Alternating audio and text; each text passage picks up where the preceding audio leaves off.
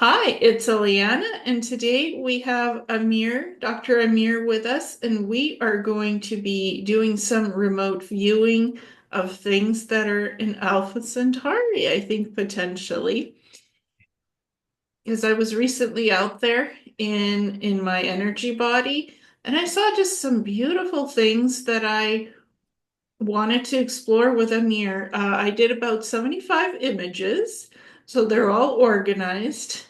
And Amir is just going to tap in and see what he gets. It's very free flowing, very open. So whatever he gets, it's beautiful because he's good at remote viewing. He does Akashic Records readings, he does energy healing. He is a dragon. So he is very powerful healer, very powerful Akashic reader, remote viewer with wonderful abilities. So I'm going to start sharing the screen so that we can all see the beautiful things I encountered in Alpha Centauri that Amir is going to remote view. Just take a second for the screen to appear. Amir, are you seeing this? Yes, yes. Okay. So I had seen what appears as star drones, crafts, and very multiple interesting things in Alpha Centauri to do with ascension, human evolution, extraterrestrial evolution, and other things. So Amir, let's have a look. Let's tap in what the first image is. Okay. Uh,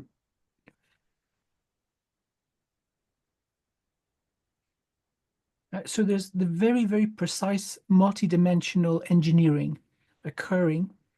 They are basically very carefully opening a engineered portal.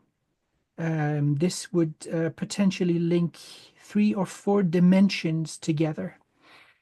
You can see in the rendered image the boundaries of reality in one dimension crossing over to the next.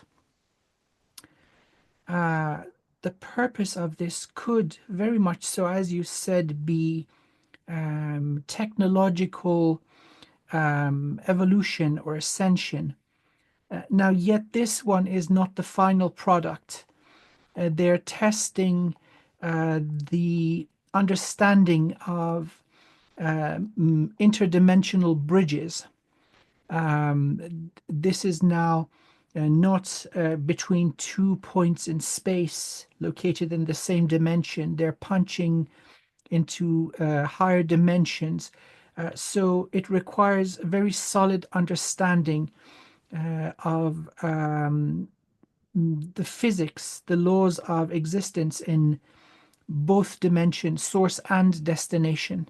Now, that being achieved, they are trying a new efficient way of traversing between dimensions. This will have enormous potential for expanding the reach of their civilizations, giving them access to infinite resources. And so, this is a jump in their stage of being as a civilization. They're still not able to harness the entire energy of a universe, but this very much so is taking them to that level. Um, Incredible, wonderful thing to behold. So, um, this will give the forms, the life forms, exposure to the conditions of dimensions that are potentially up to 4 dimensions above where they have naturally evolved. And so, through the combination of technology and also natural evolution, they will eventually be able to traverse between the source and destination without the use of craft. Physiological. Wow. This is down the line what they wish to do. And so let's see if they are violating any universal laws here. Oh my goodness, yes they are. They're being a little bit naughty, but it's not causing harm. It is not unraveling the fabric of reality. And so it has been observed, quote unquote, observed with great amusement and interest.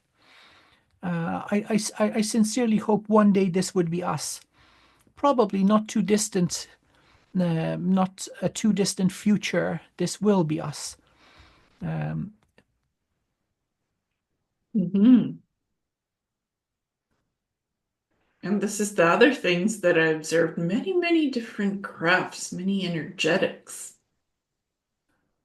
okay, let's see. So let's see if this is creation of a new sun or are they harnessing a sun? Well, a little bit of both. This is interesting. They're Well, Ileana, it seems that you've been visiting very advanced scientists. Usually, the majority of the population are involved in other things. So, this is kind of the way I'm seeing it is like a soap bubble being air blown into it, going big, and then they're sucking the air out of it, making it small. Conversion between two different exotic sources of energy. One would be nuclear, well, let's say the fundamental energies that we are aware of gravitation, electromagnetics, and nuclear forces. And then the other is something far more exotic. We don't have the physics to understand this yet. And so they're just playing back and forth at this stage, apparently, between the transition of this exotic form of energy and the more mundane ones, something interesting is occurring. And so they are playing with rates of change. Again, with the flux and the rate of change, something emerges. So some sort of a observatory. They're understanding how there is a interchangeability between that which is manifest and that which is not. So playing within manifested reality and potential. It will give them the ability to observe other points in the cosmos where there are no other means of doing so. This goes beyond entanglement of particles and so on. They're tapping into something far more ancient and far more fundamental. Interesting stuff going on here. Hmm. Shall I go to the next image? Yes, yes, please. Okay, lots of beings on board, lots of life forms. Okay, this is pretty much a world ship. Um, it's not originating from Alpha Centauri. This is a more exotic than the beings of our universe. Is this captured tech or is it left behind from an older invasion?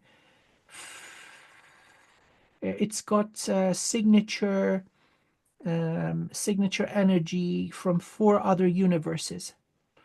This is beyond what our neighbors are capable of. This is something very interesting, and yet it's completely functional. So inherited infrastructure. These things are not susceptible to time. Once they are made, that is it. They exist. There's nothing that can basically disintegrate or destroy these things. Um, the physical parts, of course, have their weaknesses, but there's other contingencies placed within the design, which allows this thing to heal itself or reconstruct entire arms of itself. Uh, there are many vessels connected to it. So it's an adaptive, I would call this some sort of a life form. It has its own sentience also. Hmm. Very happily going around. Okay, so this is, I'm now thinking of about the crystalline ships, this would be a different approach with the same level of capability, just popping in and out of domains of existence pretty much without limit.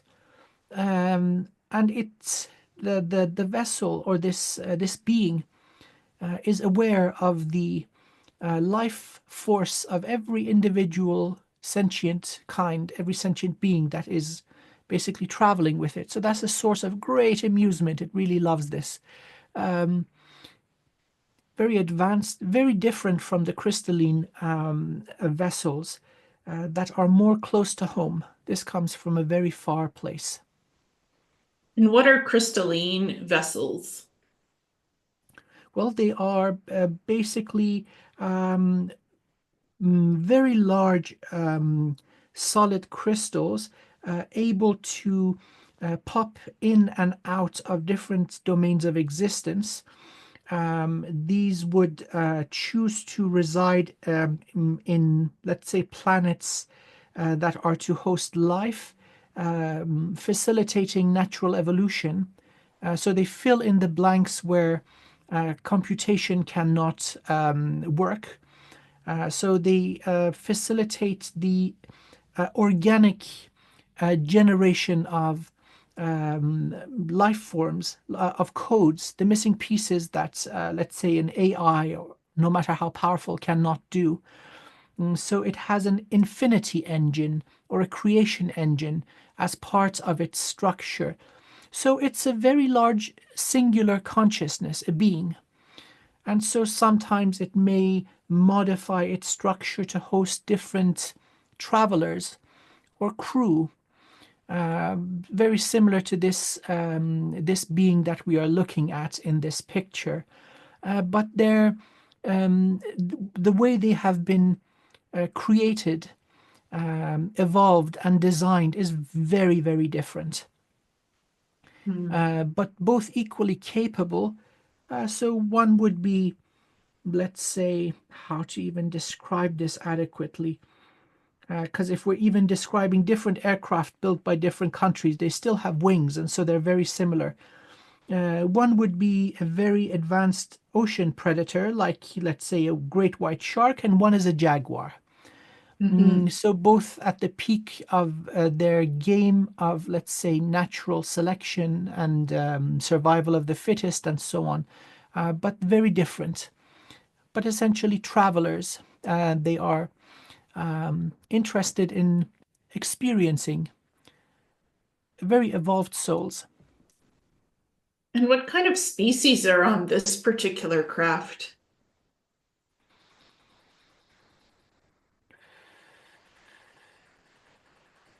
This one has a very large variety of different species. Seems to be currently used as a center of commerce and, let's say, diplomacy, negotiation. It's neutral ground. Certain ground rules are strictly enforced within the boundaries of this station, so it will be within the body of this being. If we think of the immune system of a body, so this absolutely has that. So certain acts of violence are not allowed. It makes it a perfect neutral zone for hostile species to gather together and basically speak without the risk of loss of life. But then there's commerce too. So everything and anything is occurring by a very, very large variety of species. Great numbers of greys. We have aquatic types of life. We have a very large variety of insectoid species, arachnids. Um, the varieties of greys are very large. Let's see.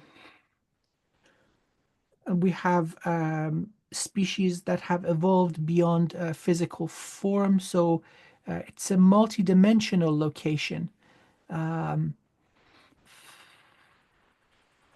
And so it has the ability to accommodate life in all its variety. No matter how evolved or primitive, they will find a hospitable environment for their activities. And so, as they come and go, this being which is hosting them is also being enriched by the experience of the individual sentient beings that are coming and going. Mm, interesting.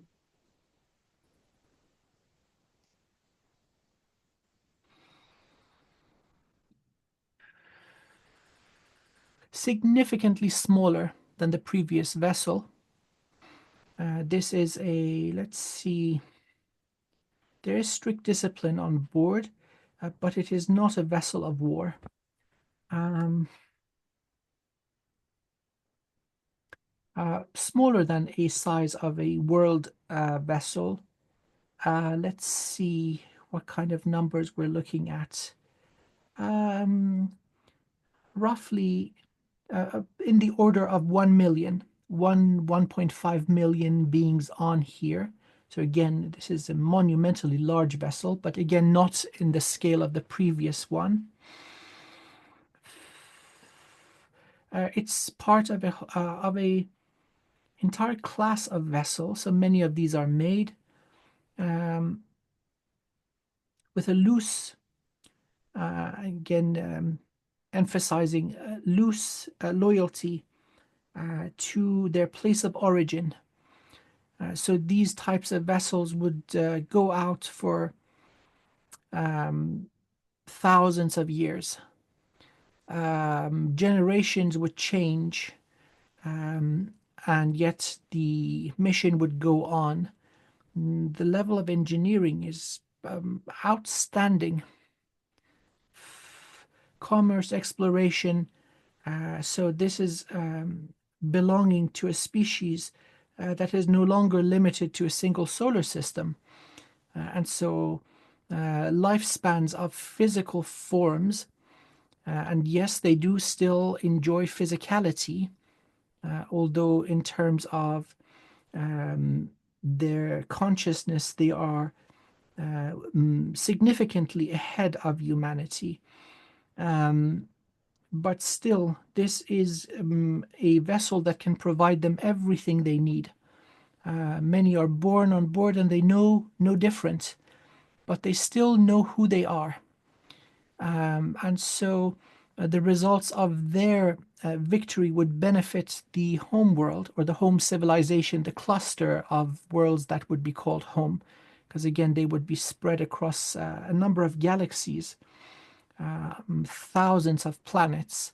So, this is one of those vessels that has been perfected over millions of years to a state where very little requires change. There is just so much that is needed to create a vessel like this. And so they float about on their merry way, they discover resources, implant members of their own kind on suitable worlds, and so that is how they organically grow.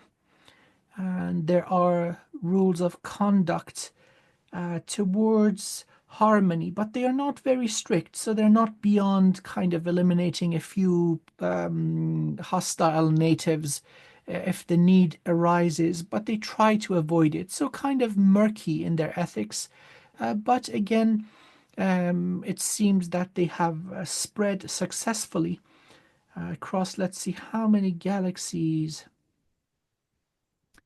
They're going to be entering their fourth galaxy and spreading out successfully.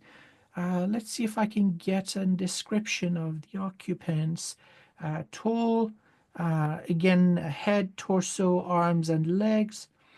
There's a variation in the number, variation in the physical characteristics. So it seems to be a conglomerate. The species have diverged from one central common ancestor. They look kind of different, but again, they remember what they are, where their birthplace, ancient birthplace was. Um, let's see if anything like this is interacting with Earth. No, thank God. Yeah, because these guys could cause us a lot of trouble. So seems that for one reason or another, they've been kept back. Ooh, that's now interesting. Let's see who's keeping them back. Because Earth is rich. Treaty. There's some sort of a treaty preventing them from entering into this, um, let's see, galaxy. Yes, they're not supposed to enter into our galaxy. Um, okay, there are guardians in place, and let's just call them guardians, uh, which basically don't abide by the presence of these guys. The universe is big. Let them go play somewhere else. Mhm. Well, I was floating by in Alpha Centauri, just doing my kind of look around because I'm often interested in remote viewing different places, different solar systems, and I'm like, there's a lot of these things floating around. And I can sometimes see them as like flickering stars, what look like flickering stars from our sky. You can see them from Earth. They're so far away, but they're flickering and blinking with different frequency. That's how I first saw them in our sky. I'm like, where are these things? And it's like the current origin, like it's not specifically where they're all made, but it's where they're stationed. I honed in on Alpha Centauri. I'm like, what is this? I want to explore. I want to play. I want to invite Amir. Oh, And wow. so, mhm. Well, it seems they are very ancient. Before, let's see, yes, they have become um, multi-galactic before the birth of Earth. So this is early on in the lifespan of this universe. Very successful species. That doesn't necessarily mean they're very intelligent or very strong. It means they're very adaptable and very resilient.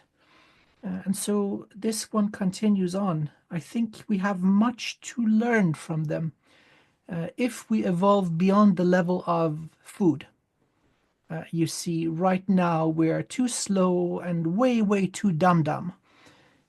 We don't register as intelligent, and so we are being protected by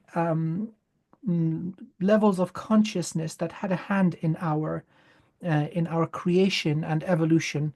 We're still too young, and this is the next level. This is the next league. Mhm. It's very fascinating stuff. And there's so many of them out there. Okay, we now just jumped down a good few grades in levels of tech. This is much more conventional, closer to something that humans can achieve, if not already done in the next few centuries. Um, okay, gas station. Gas station, you fill up your tank, you get a crappy burger, and use the horrible facilities, and you get the hell out of Dodge. Uh, Peppered around this one, let's see. Um, it does what it has to do, right? No luxury, no sophistication, high functionality, and it could use a nice refurbishment. Um, Used by, let's see, mainly three species that have the same type of fundamental tech. They gather together. It's also like a way station, midway station. Um, the best way I could describe, imagine somebody is climbing the Everest and there are basically little huts or let's say rest stations created. They just sleep there in their climbing clothes, and once the day comes back, off they go again. That's the kind of functionality. It's kind of put together out of necessity, bare minimum facilities, but it's absolutely crucial that it exists.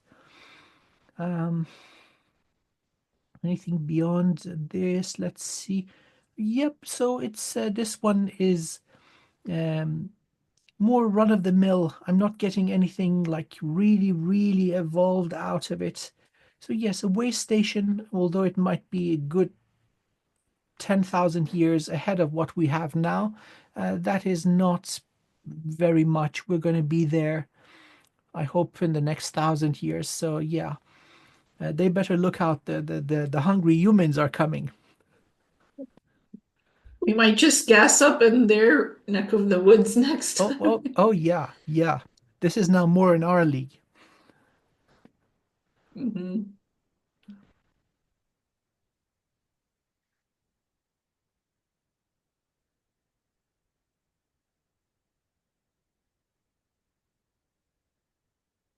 A scientific vessel. It's interesting that the AI has focused on the propulsion system with propellers. So um, basically, I'm seeing a scientific vessel. It's meant to conduct experiments where if things go wrong, it's far away from important stuff, um, so that the damage does not cause extensive harm. Again, relatively large. Let's see, in the order of 150,000 occupants within physical bodies, level of evolution. They're about 20,000 years ahead of current human form. And let's see, energy among the beings. It's kind of relaxed. Interactions are fluid. There's very little aggression, very little conflict, harmonious collective of beings. This is not the case between human scientists. They can go caveman just as good as the rest of humanity. So it seems this particular species has they've calmed down, and they have come to agree on the importance of discovery, and well, very much so focusing on the scientific method. Level of evolution, they're currently fifth and sixth dimensional, about to pop into dimension 7 to 10. Let's see if these guys are linked to the ones at the very beginning.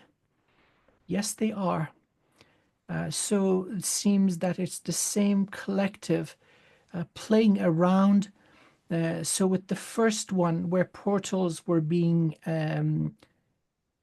let's say, engineered, the laws of the source and destination dimensions are known, but that is the result of these expeditions or vessels that observe and basically decode the laws of existence in new domains. These guys basically are trailblazers. So, of course, this comes with its own dangers and difficulties, but they absolutely love what they do. There's this, I'm getting gentle stream, right? The flow of life is harmonious. Again, these types of missions would last a very long time. So it's multi generational. They've got sufficient genetic and energetic variety for the population to be healthy for thousands of years. And so they do their thing, and there's no mutiny either. If it were humans, they'd go nuts in a very short amount of time. We still haven't quite out evolved our base nature. It seems these guys have. So they're naturally non aggressive. And again, it's interesting. This was not always the case. So they have earned the right to be peaceful. Through their history, they were aggressive, otherwise, they wouldn't survive. But seems now they have the technology to protect themselves and avoid trouble. And so over the millennia, they have become more docile. This one is an interesting one. And they often masquerade themselves as stars and blend in into universe energy.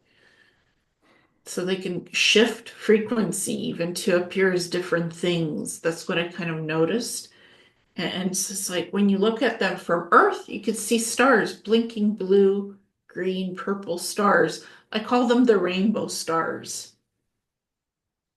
And That's really interesting. So essentially, they're able to camouflage themselves very effectively. So that's beautiful. A less evolved, aggressive species would just cross their path and never know they were there. Mhm, It's the art of war. It's winning the battle without fighting. So that mhm. seems to be a universal paradigm. Mm, Very, very interesting. I do hope that we move towards that kind of direction ourselves. Yeah, that's why I call them the star drones or the rainbow stars because they just mask like starlight. And that's what you see from Earth. You can even see them blinking in and out, but they're like blinking blue stars. Not stars are yellow and planets are yellow or white. These guys are blue, and you can see three dots of them blinking all at once, Mhm. and they're moving to different directions.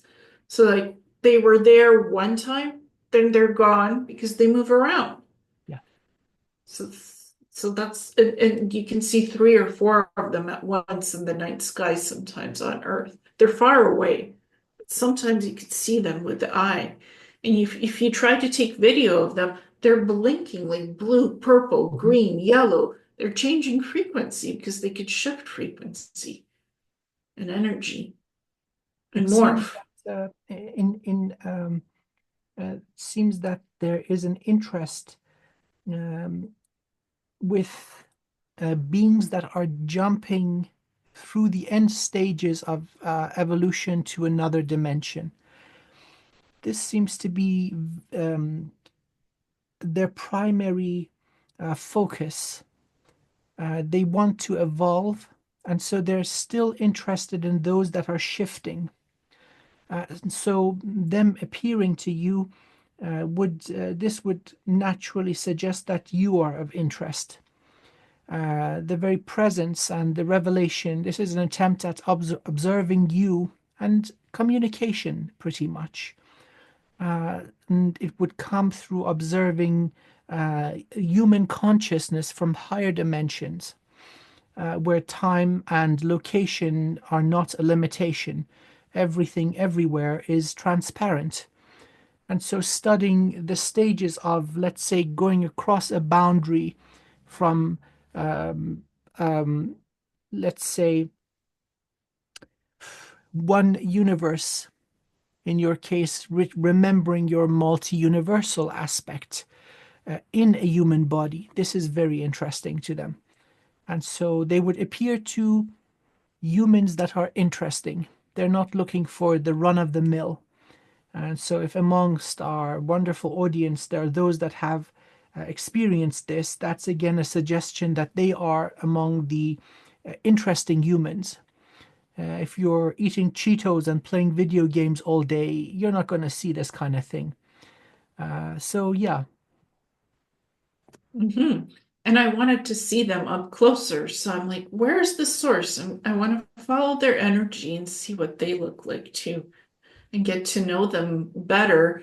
But I want to get to know them through mystery, through surprise. And you are the mystery and the surprise because you tap in so beautifully into consciousness and the consciousnesses of different beings and creations. It's like I thought this would be fun for us to tap into them, to have a look, closer look. As a let's say one of your stronger aspects would be a guardian. And so the reputation of members of that species is well known to be dignified, to have integrity, and to be interested in the infinite wisdom of the infinite universe. And so I think that this would be something that they would be also greatly interested in. Um, Now, however, if I may say that it's not the guardian aspect they are interested in, it is more the human in the physical domain, which is now breaking boundaries of dimensions, limitations of consciousness, reaching out so powerfully. This is not frequent. So, what is happening amongst the Earth population is magnificent. So, through the adversity we have faced, we are turning into something that is very, very rare. So, we should experience more of these events, not in a mass appearance that would again break certain laws and quarantines and boundaries and so on, but on a small scale, an individual one to one level of communication, this is going to become far more frequent. I agree. This, this is so interesting. Oh, wow. Okay, a different approach of bridging. So these are um, engineers, physicists. They are creating a bridge. This one is more, it's less experimental and more functional. So it's a far more ancient and established technology. Um, this would give them access to locations within the boundaries of a single universe. This one is not capable of breaching the barriers between neighboring universes yet, but it is immensely useful. It would guarantee the survival of a civilization that reaches this point. They will never run out of resources and energy. So the cost of establishing the bridge compared to the rewards of what they will have access to on the other side makes this a very, very viable technology. Mhm. This one, let's see, it seems that it's built into all of their vessels too. And so now they're doing this bridge initiation together. It's interesting that we have the shape of the Merkaba, but that is not necessary. It can be done in the form of the most stable membrane, which is a bubble. So one ship can also do this. Two also can. More also can. One ship can do this for an entire fleet. So let's see if these are stationary, just keeping this open permanently. Okay, that would not be justifiable.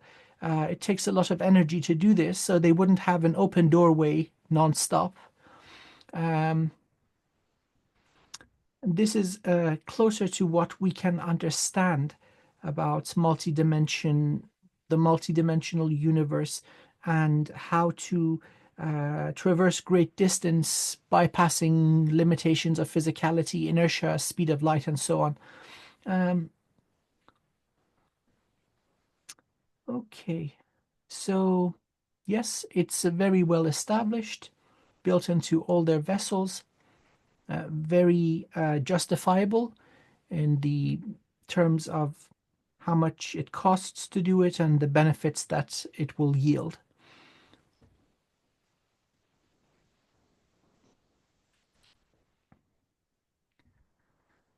Okay, now we're going to a completely different type of life.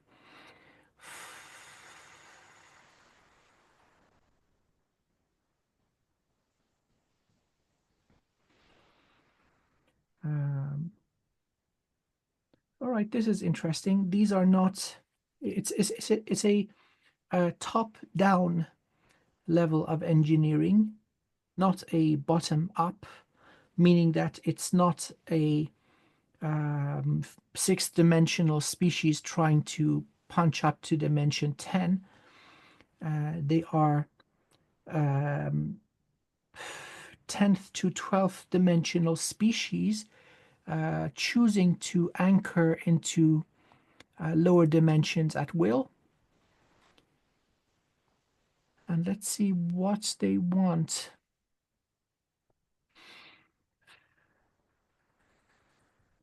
And I'm getting guidance and support.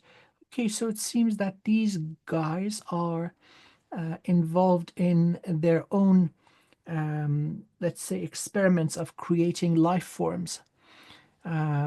It never went quite so crazy as Earth. Earth turned out to be a crazy dumpster fire. It went sideways really bad. But these guys are doing it in a much more classy and civilized way. Um, let's see, let's compare their creation to us, to humanity. Haha, well, this is kind of funny. Well, it seems that in the madness and in the pressure, diamonds are created. We are far superior to their creation. And so soft conditions yield soft results. The harshness of Earth has yielded resilient, immensely powerful beings. Uh, so, who are they? Let's see if they have a name.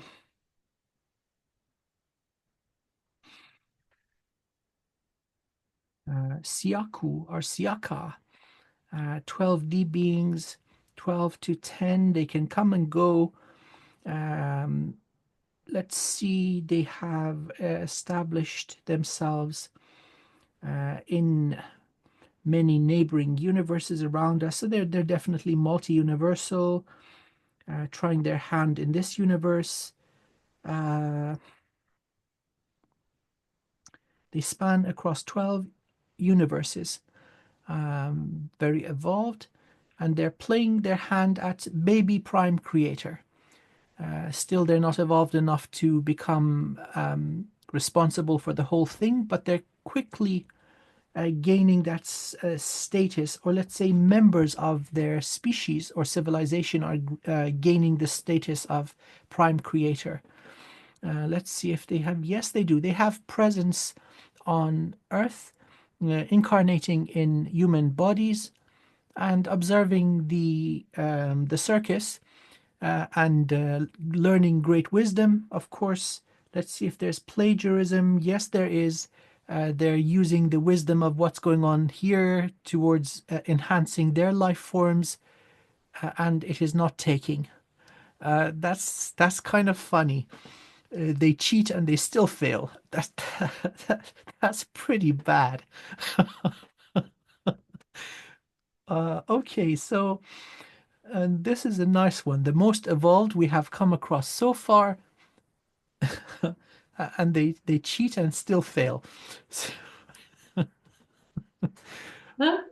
You learn with wisdom because they're always trying to gather light, like become the brightest light that they can shine and learn and evolve. Well, let's say there's no upper limit to evolution and learning. They're very new at this. They have evolved in their own right. They are very refined, very wise, but it seems the game of creating life that's still a little bit beyond them. But they're very persistent. Again, trying to do things in the most efficient way, optimized way, reduction of harm, reduction of hardship, and so on. Turns out if there's not enough hardship, the resulting life is not going to be resilient enough. Mhm.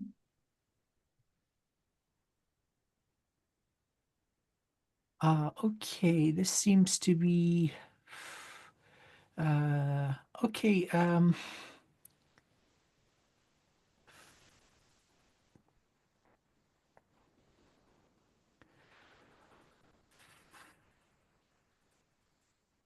So this seems to be um, a point of view from within the vessel. So now the center is as if we are in one of the arms looking towards the center. So it's an interesting rendition. So this is what one of the occupants of the vessel would see. Being in one of the arms, it could see the center. Um, Other smaller vessels around.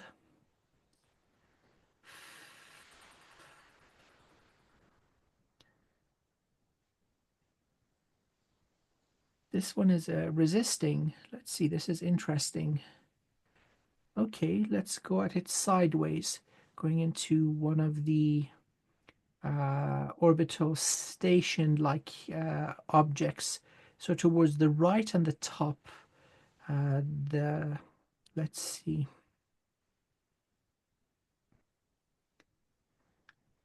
Okay, seeming to put up some sort of a block against remote viewing. Uh, Military application seems to be a warring fleet. This is a fleet of warships.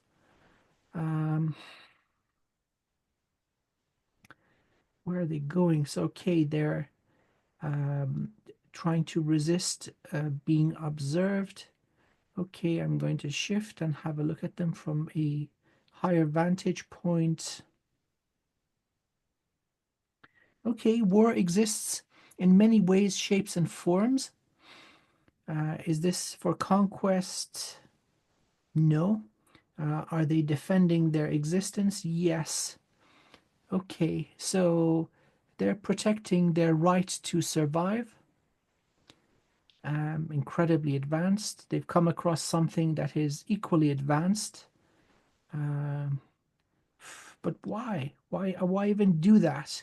If you're reaching this level, you're not restricted to a single planet. You have infinite resources.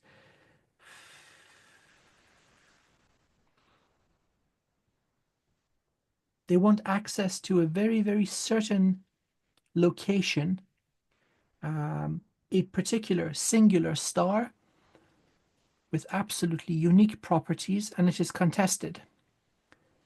Um, so suns, central suns of, let's say, solar systems or galaxies, they are potentially gateways to other universes.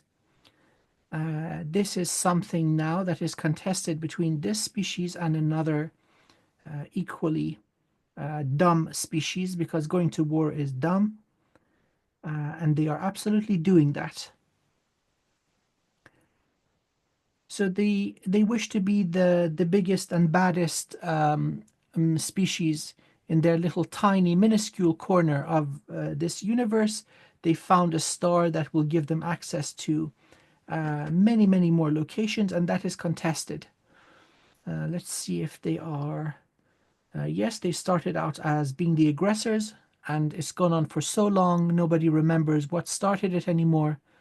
And so they're in a degenerative cycle of violence and chaos. And what I sensed is that they harness star energy to keep their energy reproduction of their stuff going. That's why Yes, it has four blinking stars in the middle, because that's star uh, energy that powers this thing. and then out of, let's say, luck or chance, they come across something that is very special. So beyond being a source of energy, it provides something much more exotic. Once they discovered it, they tried to harness and found out that it already had residents or owners or life forms orbiting it that were willing to go to war to protect it. Mhm. Very interesting. Mm. Again, as I was floating by, I just kept seeing such interesting creations. I'm like, let's look at them. What are these things?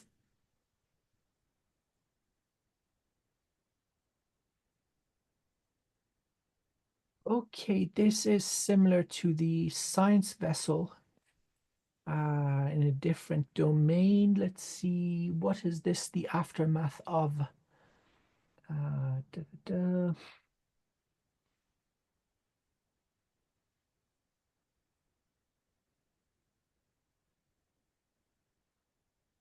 Okay, this is one of the cases where moving far, far, far away from everyone and everything living is justified.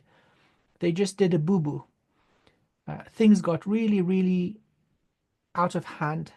So catastrophic failure of high energetic catastrophic failure of what they were trying to do. A snapshot of a moment before these guys are all wiped out. Um,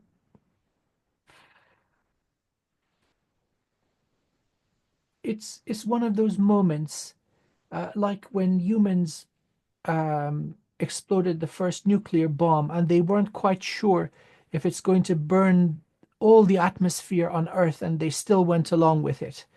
This is one of those, and this time it turns out, yes, it's going to burn all the atmosphere. They did a big boo boo.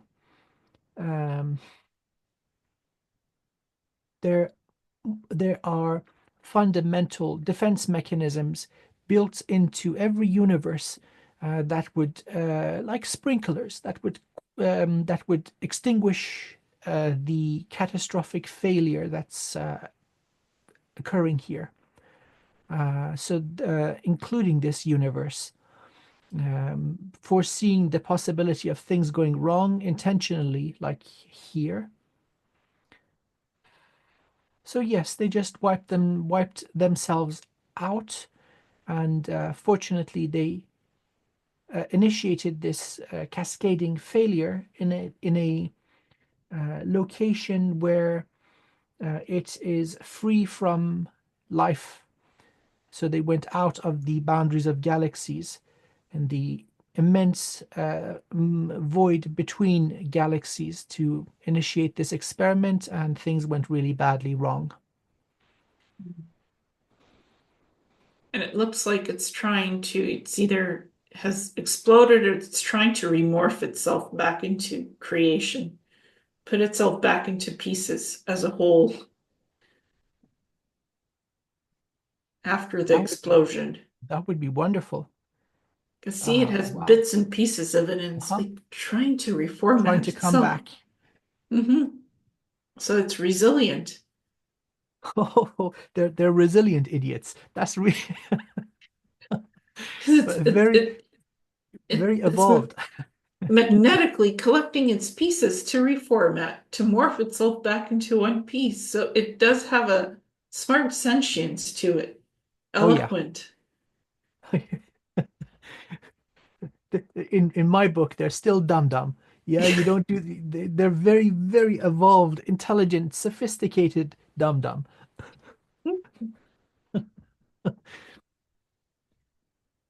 Hey, um, another one of the. Well, it seems now we're on a roll here. So this kind of scientific vessel, this time in the atmosphere of a planet. What are they doing? Okay, outpost. An entire planet is an outpost. And so let's see, vessel doesn't require maintenance. It's just out of interest, I would imagine. Um, Giving the large population a little vacation time, something like that. So it's not out of urgency. It seems it's a very favorable environment, and they're about to go on a little, let's say, summer holiday or something like that. Recreational. That's the type of activity, and so great sense of, oh my God, we're going to the beach kind of thing. Uh, yeah, jubilation. Everybody seems to be buzzing. Okay, this is a nice one. I like this one. Yeah, and it's emitting that star energy so it can mask itself as a star as it floats about and travels.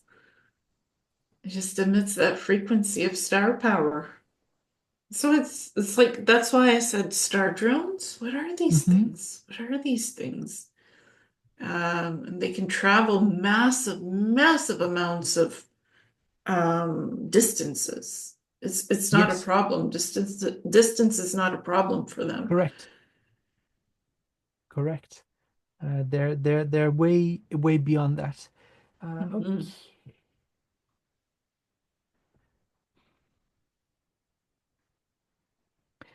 okay. More. This is okay. It's not exactly the same. Let's see if this is the same warring species. Okay, not exactly the same, but involved in the same conflict. This seems to be the opposition. So they're kind of at parity. They're equal in levels of sophistication, which is bad news, meaning that the conflict will go on for a long time. Um, these guys are harnessing again the entire energy of a star. So the dimensions of this vessel is massive. This would be spanning an entire solar system. Um, okay, and so these are the ones that are the guardians of created stars. The creation of suitable stars is one of the prerequisites of life. So it seems that these are the guys that are creating the baby stars, and they come home and discover that something is eating their babies, and so absolutely they're pissed off. Um, this is depicting now the creation of a star. This would have occurred identically to our sun, and so it's starting up the spark of life, giving it the initial stages of its nuclear reaction. Sufficient matter is gathered, so it's holding itself in place under the force of gravity. Yes, these are the star builders. And so the other guys, they've been eating stars, and now the mama is home and is kind of a little bit angry, like, hey, what the hell? We've spent so much time building. Why would you do that? Uh,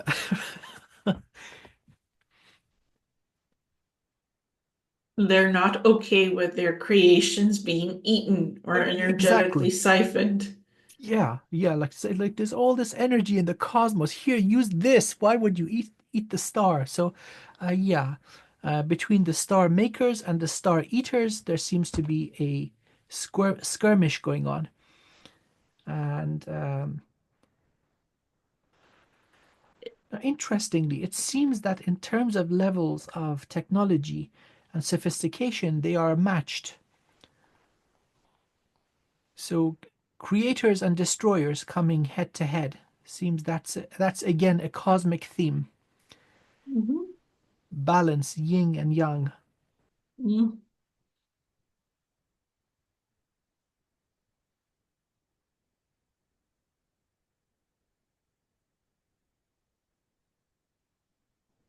Okay, this is now something of even greater scale.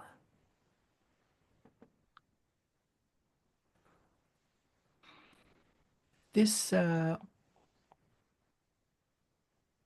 is kind of mind-boggling that such a thing could exist, because this would, if physical, this would span the entire um, space a galaxy would take. So such a thing would not exist in physical reality. This is a higher dimensional vessel. Again, um, having access to So the same species, the star builders, it would have access to physicality through portals. And so this is a larger manufacturing plant, or let's say birthing plant, where it's working on an entire cluster of galaxies. So going through a significant proportion of a universe and creating many, many solar systems at the same time. Where there is darkness, in its wake it leaves light. So creating stars on an industrial scale. And yet it is not physical, with the exception of the final product, which is the star itself. Um, let's see what's happening here. Um, they're leaving members of their own kind behind as they occupy the body that is the star and oversee the life that is being evolved around. So, um, a sun, a central sun in a galaxy. So these are large-scale central suns would have a very, very evolved sentience, very advanced and evolved soul. This seems to be the residence of these souls as they're getting ready to be incarnated into a new body. So the whole process of reincarnation, or let's say incarnation, this is happening at that level, as above, so below. This whole journey of taking vessels and accumulating wisdom and experience seems to be, again, a common theme in the cosmos. These are very, very advanced souls, and so the custodianship and growth and evolution of countless younger souls is given to these guys. And so that's the level of, let's call it evolvement or evolution or mastery. This is their station. This is what they do at this stage.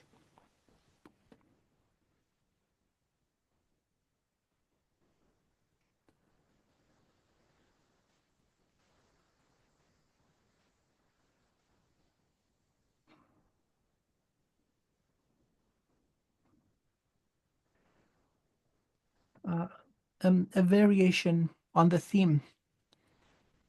So different combinations of um, stars that would support life are now being tried out. Like a human family having triplets, or what you call them quadruples. Four look exactly the same, and one is a genius, and the three others are wonky. This using more than one sun that would support life. This is also common.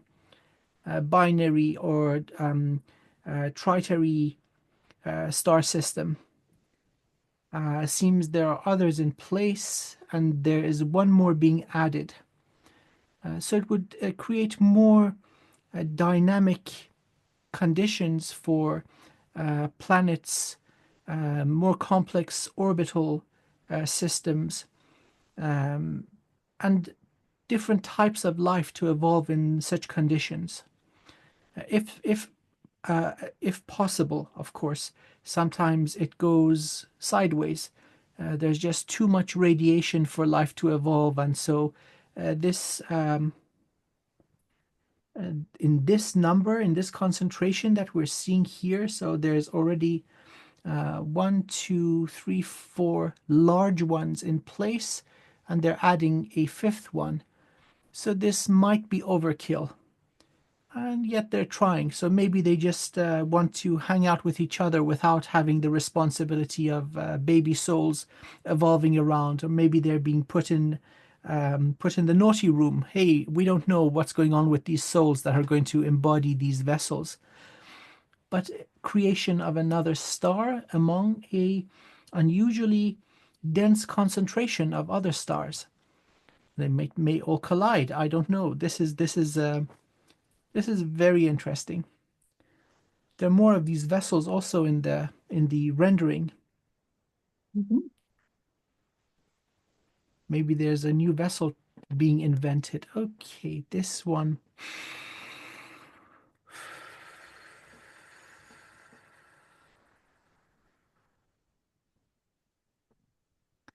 Okay, this is uh, the grand scheme of things.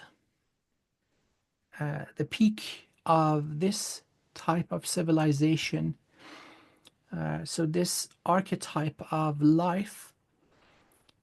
Now, looking at the, let's say, structural diagram of the collective of suns that they have created. So this would not exist in physicality. They are observing all the suns created from a higher aspect. And so there is great symmetry and order. Now, where these would be placed in let's say, third dimension physicality would be through great distances of separation. But here we're seeing all of them come together. So this would be the point of view of the creators of these suns. Um,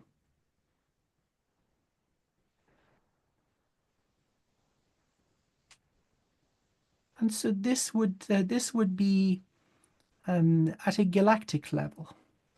So looking at the suns that they have engineered, let's say in our galaxy or another galaxy, still far from becoming multi-universal. So you, my dear friend, you've been this a very, very, very, very long time ago. So you've evolved far beyond this stage. Of course, they're interested. Hey, what on earth are you doing down here on Earth? Uh,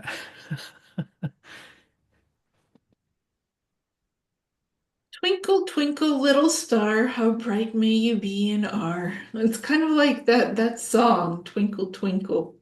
yep. We want to see the twinkle. Let's Well, see the origins of the twinkle. in the case of Earth, twinkle, twinkle, little star, what the hell are you doing in this bar?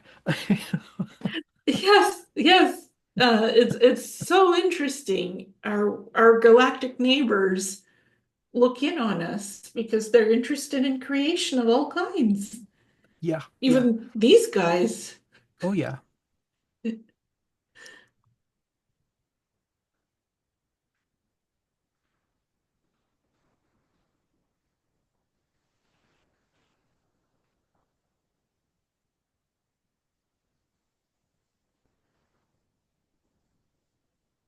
This one is considerably smaller.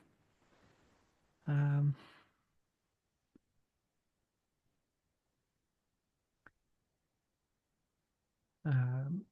um, a local cluster of solar systems taking over perhaps 1% of a galaxy. So this is a smaller one of the same type of species, gathering resources. Um, Again, this would not exist in the third dimension.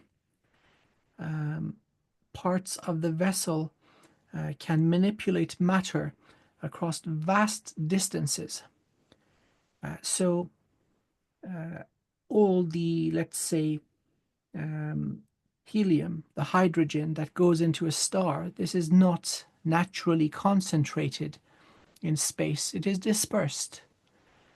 And so here, this would be a good depiction of the gathering of matter through vast volumes that would span an entire galaxy, concentrating. So this could be, again, more mundanely described as a mining operation. So that which has to be put together in a bowl large enough to support its existence through gravity. That is an enormous amount of matter. And so this is collecting that um, not through, let's say, regular freight trains or cargo ships. It's doing it from a higher dimension, influencing matter in lower dimensions across a very, very vast domain. So this is mining at a whole different level. Cool. Something just landed behind you. Something this landed. Yes, yes. I had a little sticker that fell off. Talking It's- about mining at a whole different level. Yes, I think I just got a wink from the miners. We're gonna stick something to you energetically. Oh, yes, yes. Here you go. Boop, you're tagged. It's so interesting when you're energetically tapping into something. Sometimes something will go flying at you and go, "Whoop."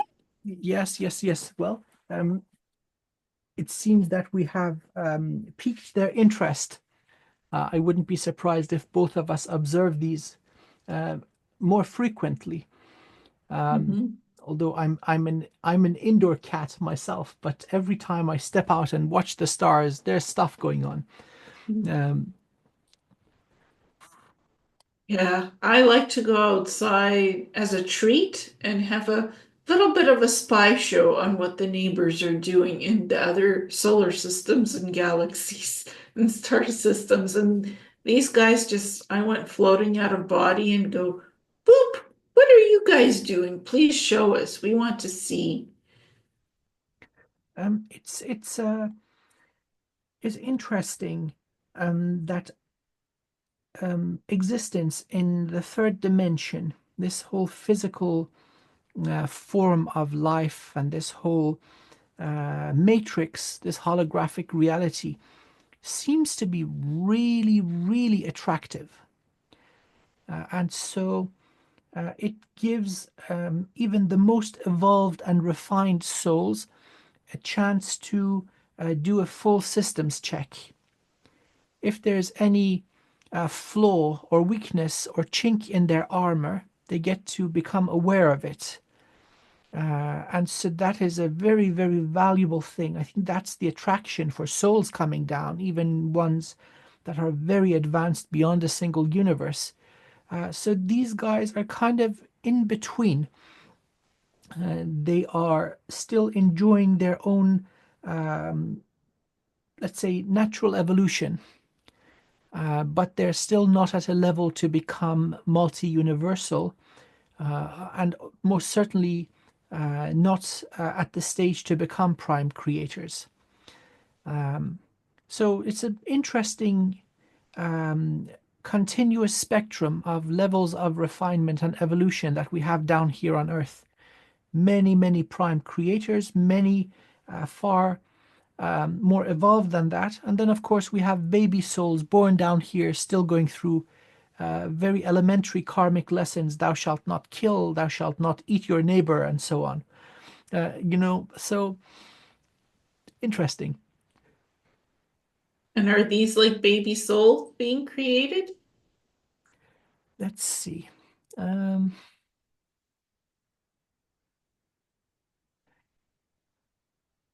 well, from the point of view of the star builders, yes, this is the maternity ward, and these are the new babies coming in, the new fresh vessels, each a star in its own right.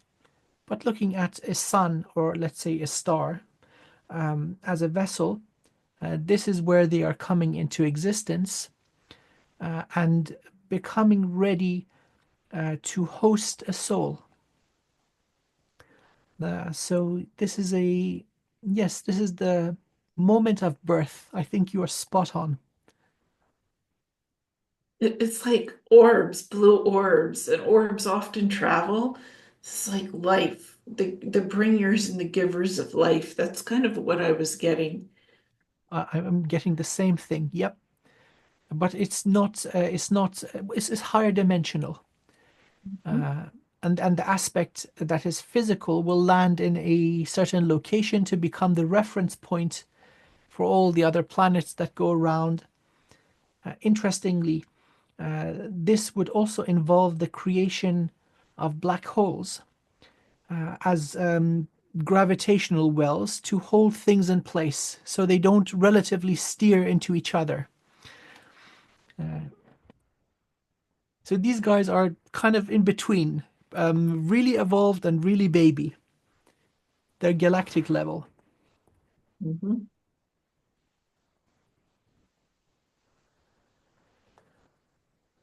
Okay, let's have a look at this one.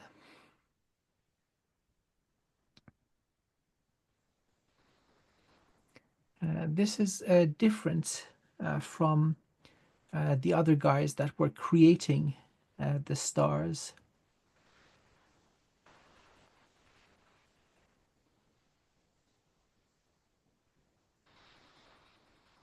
Mm, Range of reach, or let's say the domain that they engage with, is galactic.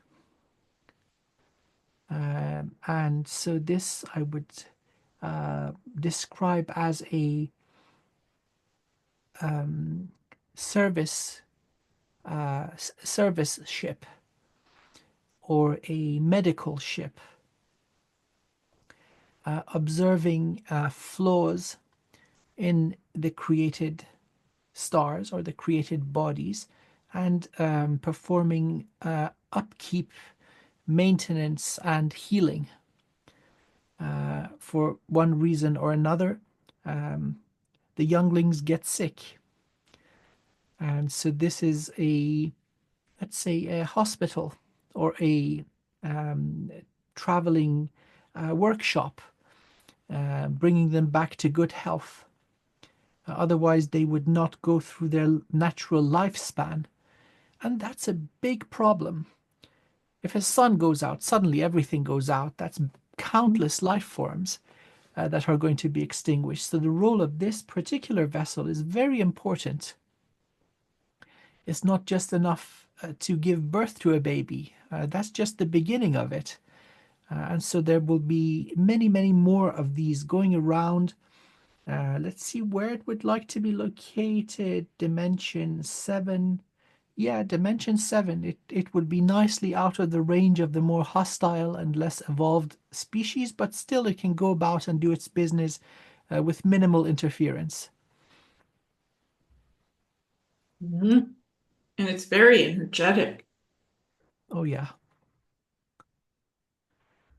This is the nanny and the nurse. So, yeah, it has to have lots of energy. It's like mind-boggling what these things can do. Wow. And then I was there's aware of their existence, but seeing it brought down into a, let's say, visual representation makes it a whole lot easier to tune into their energy.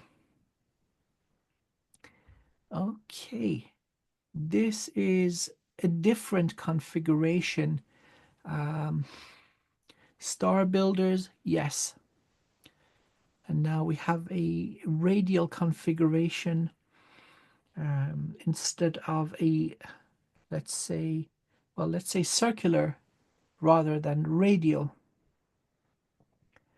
It's just a difference in point of view. So this and the other one where we had branches coming out of the center. This seems we have circles going around the center. It's just a difference in point of view. So looking at it sideways, so to speak. So the exact same pattern. This would again be a single galaxy. The stars that are basically seeded in strategic locations, being observed from the point of view of their creators. And let's see. So yes, this would be the way they see their creation. It all looks very, very harmonious, very balanced, Now, where these would actually be seeded in physicality, they would go through vast distances of separation. Mhm. So interesting how there are beings in the universe, organic, and they go around, they're like vessels, but organic vessels. They go around adding to the universe creation.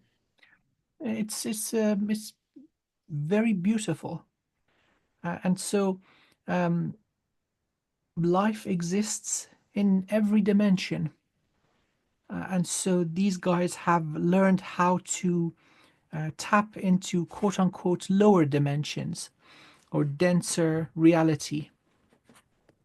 And so they Mhm. would naturally have the ability of great manifestation. Um, um,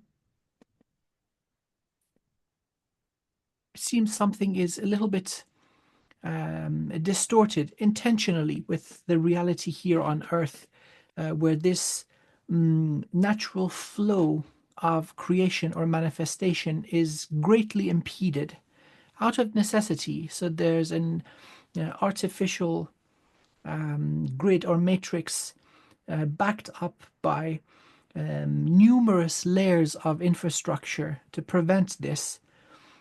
But this is the natural way of things that we are seeing.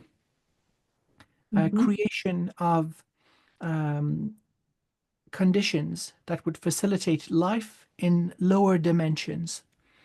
This is again a theme that seems to be very common among life forms. Just the way that we would like to create a beautiful garden and take care of our plants and take great pride in how healthy and beautiful they are. The same thing applies.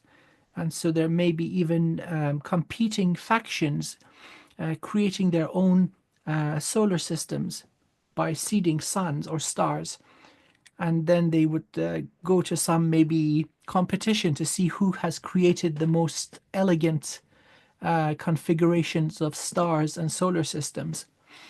So these guys, it seems that they are kind of in the middle of the process of life.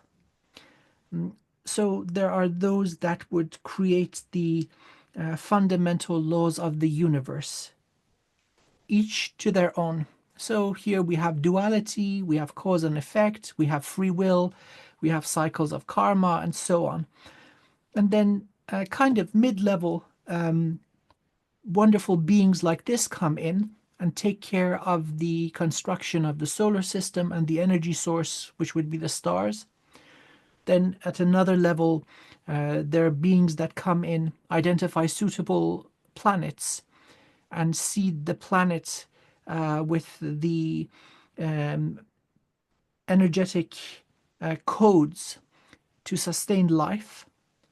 And then others come along down the line towards the end of the process and seed life.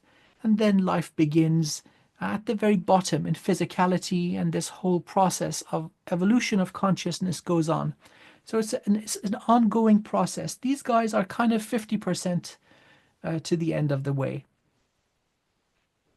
Beautiful.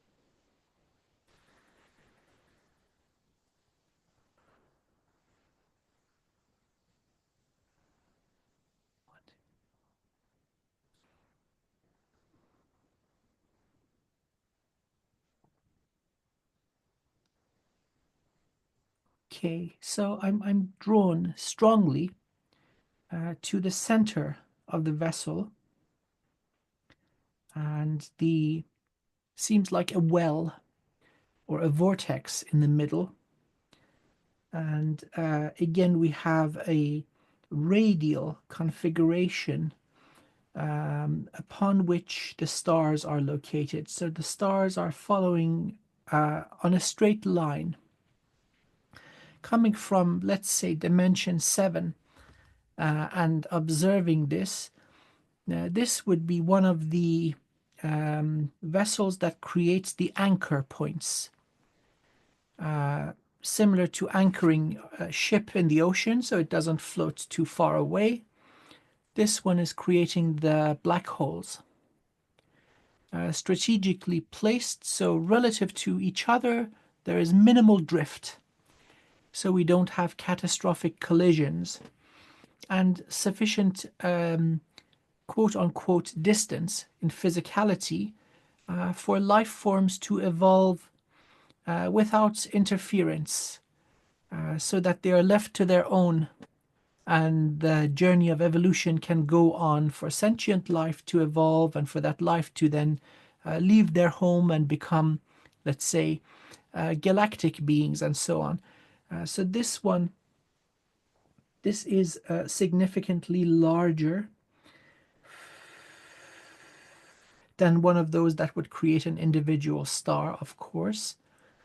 Not many of these are needed to grid the stars into their physical location.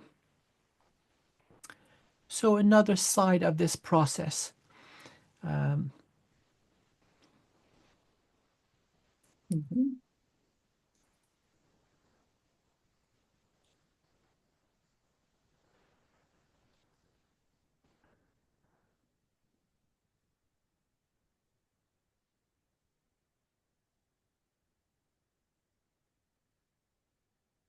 this one is distinctly different, and it seems to be one of the ones that are eating the stars. So we've got the gardener, and then we've got snails that eat the plants and make the gardener angry. This is one of the snails. And so right now it's chunking on 5 stars. It seems to have some in its store, and it's munching on one of them. And so I would imagine that's the nature of the conflict that we were seeing earlier on. We started off with the snails. Let's call them the snail species. And of course, they're running into trouble. Now imagine a 7th to 12th dimensional species is so beautifully planting out in this wonderful harmony, all these wonderfuls, and these idiots come and start eating them up. So, yeah, parasites. Uh, this also seems to be one of those themes that is cosmic. It just as above, so below. So one of these happy-go-lucky, yeah, la-di-da-di-da, let's go eat ourselves a planet. And so this is one of them. But instead of a planet, it's eating stars. Oh, yes, yes, yes, yes, my bad. Yes, look, let's eat ourselves a star. That's even worse And so we can become more energetic and bigger, and bigger. expand ourselves. Yes, we were so advanced. Look at us. We're utilizing the energy of an entire star, not just one, 5 of them. Muhahaha. And it turns out, in the grand scheme of things, they're snails. So, But it's interesting. oh yeah, it gives ego death a whole new meaning. Where there's a garden, there's creators, and then there's the eaters. Oh yeah, of course, of course.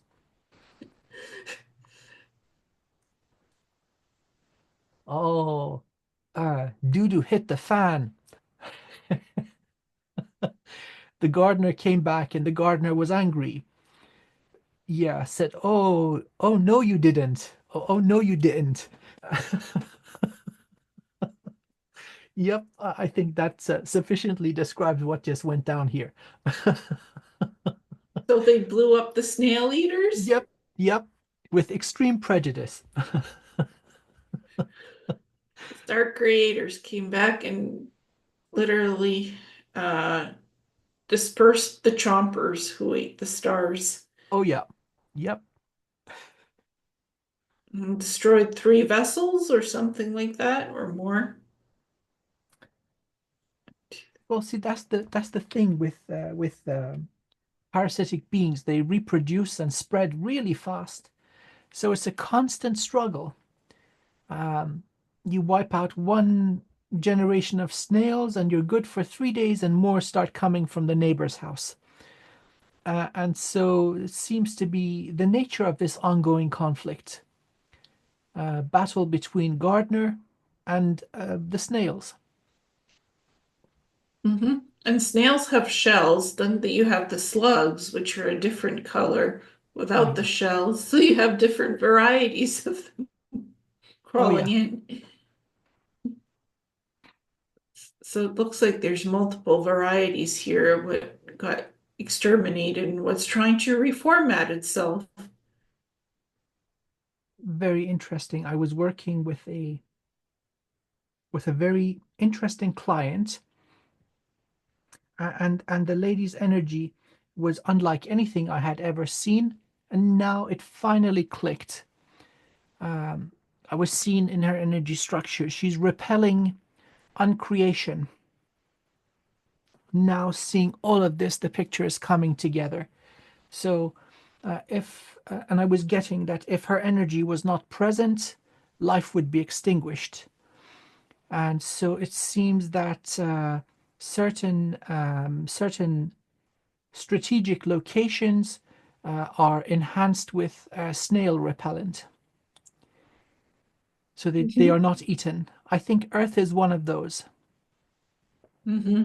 Yeah, indeed.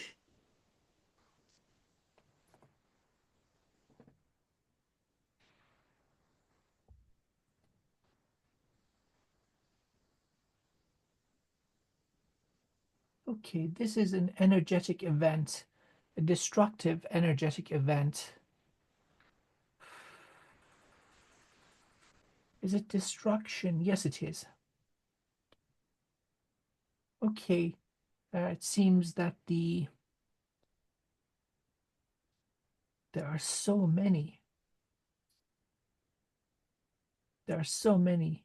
This is where the snails come from.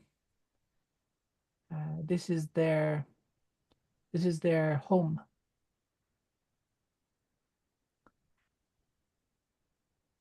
And so, as you see, they've neatly organized um, enough food to sustain them. So, not all of the stars are consumed there and then. Let's upgrade the snails to ants, where they gather resources for the hive. This is the hive. There's a ethical problem in destroying a hive. So the star builders basically don't do that.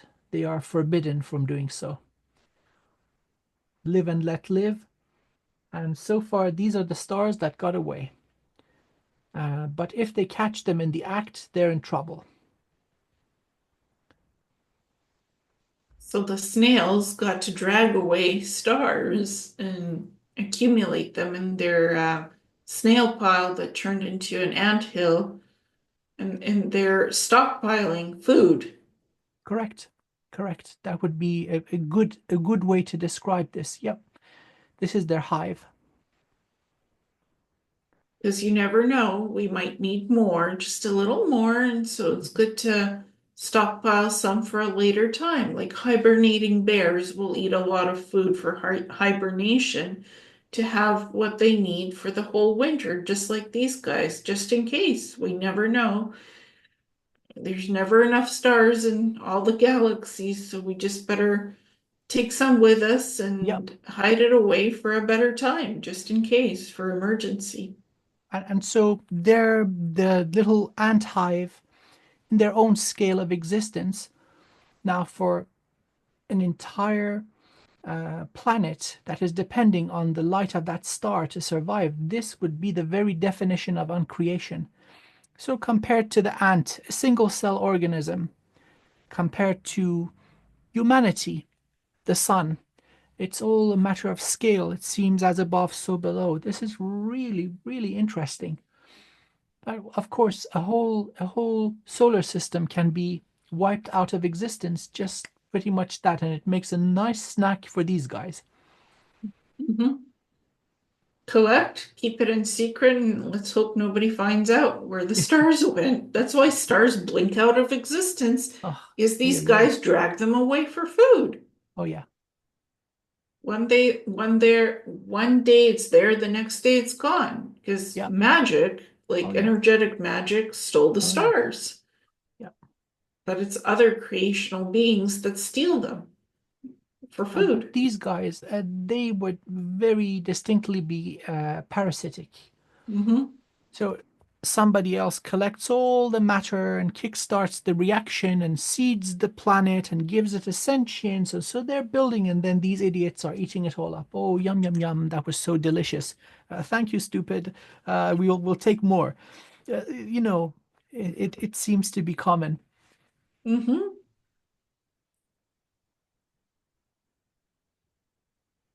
Well, speaking about as if by magic a star is disappearing, I think we're just seeing the um, energetic net or grid around it. Oh, this looks delicious. I think this will sustain us for another 200,000 years. Let's take this one. Come on, boys and girls, put your back into it. Let's take this one home with us. Snails collecting the stockpile, so to There we go. speak. Yeah. Let's slurp that up and take it with us because we can just drag the star to a different place. We Let's, don't yep, yep. don't have to gobble it up in one sitting. Let's just take it with us. Winter is coming. Yes, and they have it seems like they have something that can tractor beam it and drag it energetically. So these guys would be dimension seven. Okay, strictly seven and below. But that's plenty evolved. They would have again survived through millions of years, maybe billions more likely, and would have accumulated a great amount of knowledge to be able to pull this kind of thing off very efficiently. And so it's so efficient that it has become their way of being. They've now grown to such proportions that without this kind of harvesting of stars, they would not survive.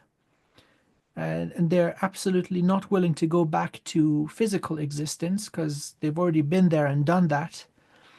Uh, Perhaps they need to all evolve to a level where they do not require this kind of energy. Mhm. Well, I mean, there's predator, there's prey, and there's harmony. It's all part of creation. There's a wisdom to all of it. Yep. Well, perhaps they'll learn and they don't need to be this way and evolve out of that eventually. But I mean, look at ourselves. As human beings, we eat a vast number of living beings to survive. And so that's how we sustain ourselves. It's all part of the ecosystem, and then something eats us, and we go back to the bottom of the food chain, and we are sustenance for the smallest ones. And so perhaps there is this kind of healthy circulation of energy in higher dimensions also. It Mhm. seems that at whatever scale we observe certain laws and patterns in existence, they are repeated. And so perhaps there is something that sustains itself off them that we are not focusing on right now. There seems to always be balance and equilibrium in the universe. It's Mhm. just the way it is. I Oh, wouldn't be yes, I surprised if something feeds off them also. well, they do need pest control needs to be controlled, so I would imagine there must be something higher that controls the population so these guys don't get out of hand. That would make perfect sense. Yep. Some sort of balance is maintained. Hmm.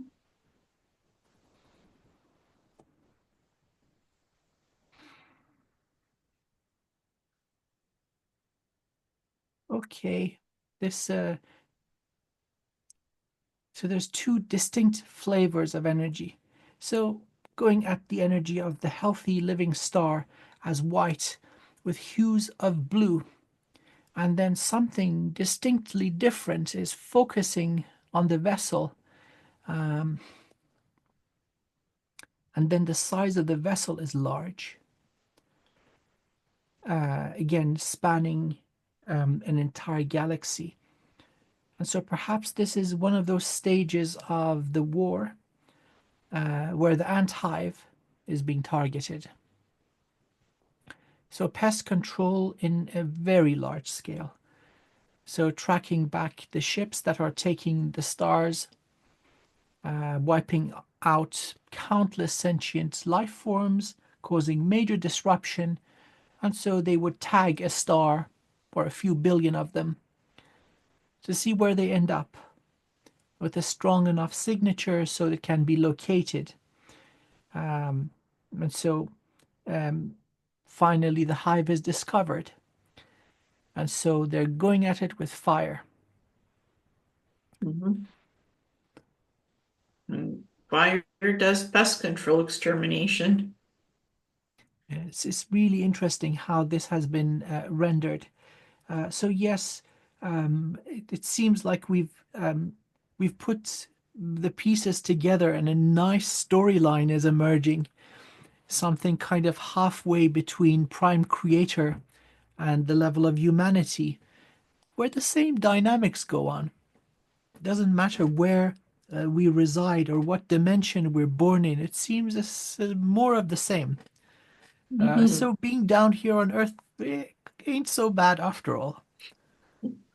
It's just a bigger flavor of what goes on in galaxies and star Oh systems. yes, yes, yes, yes. We're kind of seeing their hidden world of what their reality This is is. fascinating. This is really fascinating. Um, and so initially, as we were looking into it, they were trying to resist, right? Trying to shield the nature of what they're doing, and then the defenses kind of fell down. Seems that together we broke down the firewall, and now there's a bigger understanding of well, how wonderful the universe is. Well, there's much more. Oh wow. You're not joking. Yeah, wow. Uh, this is now an entirely different category of being. Okay. It's this is consuming the energy of stars, but in an entirely different way. So around the blues that have around the little specks of blue that would be representing a star, we have other tiny specks, multicolor specks. So this thing eats up entire solar systems, occupants and all, and they are all still living. So this would be more towards a symbiosis, something of this level of sophistication. These guys are dimension 11, dimension 12, potentially multi-universal. And so they're getting some sort of a reward out of the accumulation of solar systems, like the monkey eating the fruit and then pooping out the seeds somewhere else. This is what I'm getting. And so it eats up a solar system, travels unbelievable distances, gets what it needs out of what it has eaten, and there's still enough left to be pooped out and spawn life like fertilizer. So, like sheep grazing a field of grass, it does benefit the continuation of life.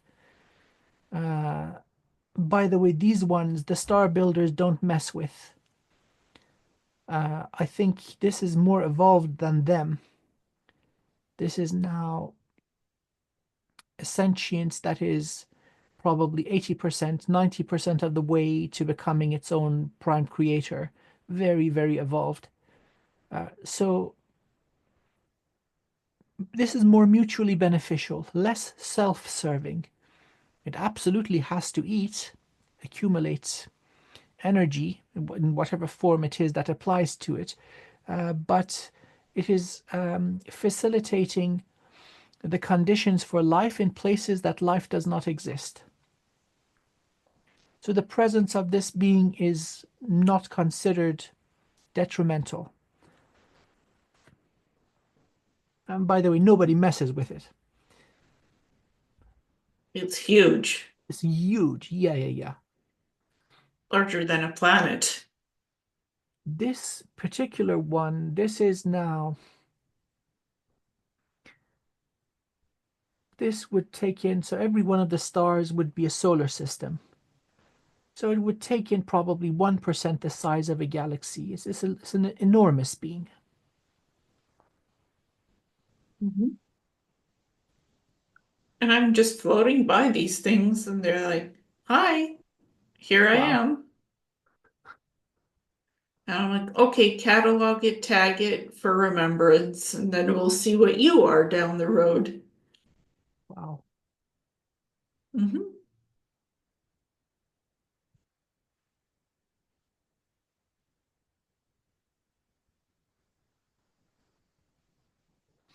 Okay, type of technology, star builder. What is this one doing?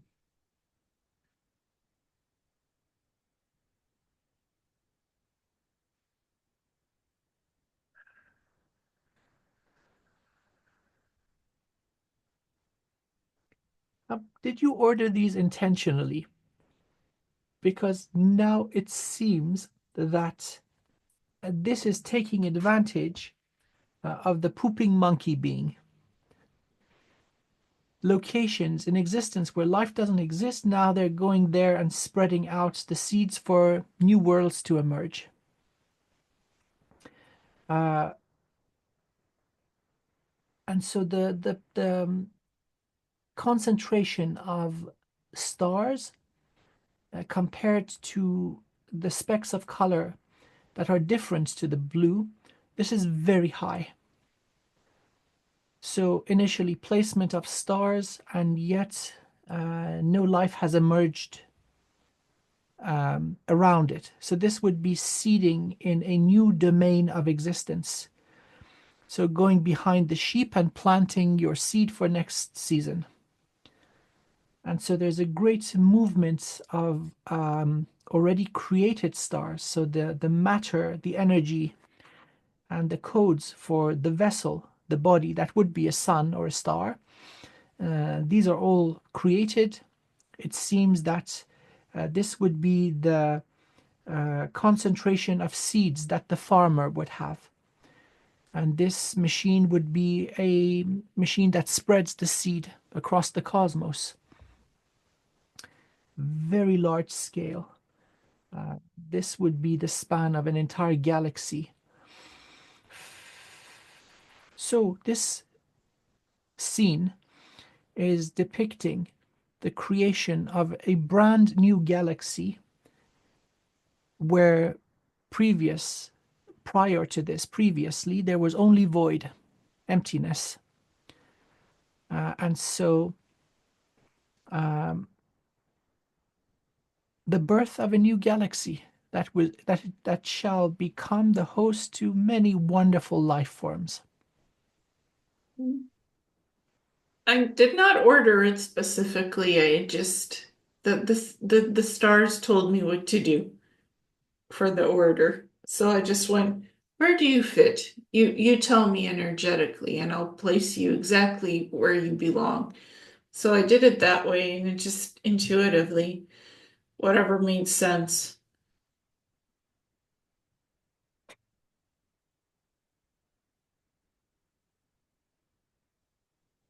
Okay, we're going now back to the scale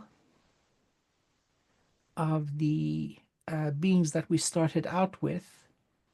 Alpha Centauri, another science vessel, and this is now observing So we've got clouds in the background. So it could be um, located in the third dimension, still able to monitor other dimensions of reality, looking at a very unique representation of information that would make sense to them about a limited number of star systems and the life forms around them, located in three distinct parts of the galaxy. So again, we're still within the boundaries of a single one, and many, many life forms. So this is in one of the science vessels again, just observing. Um, these would be sort of like cataloging or tagging suitable destinations for expansion. And so these are identified as thriving with life and suitable for commerce. Again, these are not a warring species, very, very calm. So almost an absence of aggression, awareness of its presence, but they do not embody it in any way, shape, or form. So this is what this particular one is doing. It's plotting a course, identifying suitable locations to be investigated for potential acquisition of technology. They don't need resources, but the know-how, the genius of other species, this is something that they greatly value. Mhm.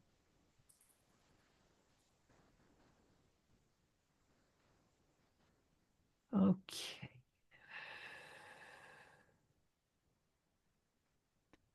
This one is closer to home. This is the boundaries of our definitely solar system. Let's see, galaxy. Yes, um, our entire galaxy is safe from these guys. Wow, yes. Okay, so the snails and the parasites, they're held back. The concentration of sentient life and the mind-blowing variety of sentient life forms in our galaxy is partly a result of these guys being held back. So, conditions suitable for life and evolution go on for long enough for complex species to actually have a chance to emerge and not be wiped out before they mature. And so this seems to be the boundary. This is as far as the snails can come. Looking with great envy of all the delicious yum yum stars that exist, and they cannot touch it. It's like they're looking at the display behind the glass of a candy store, salivating, kind of. Oh my God! Look at all that delicious stuff, and we can't eat it. Sticking their greasy hands on the glass and smudging it, and just they can't go in because they've got a bad rep for shoplifting.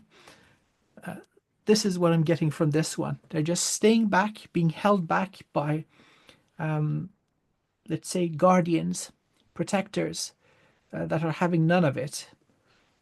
Saying, we are running a clean operation here. You just stay the hell back, and if you wish to come and challenge us, please come and make our day. So closer to home. Mhm.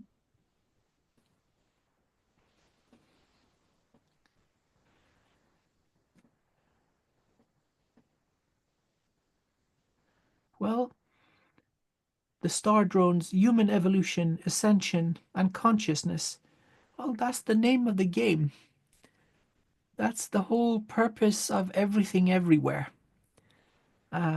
the reason that the beloved source of all sources has um, separated from itself in infinite ways to experience, and then to know itself, and then to go over the whole thing over and over again, ever greater complexity, more variety of life.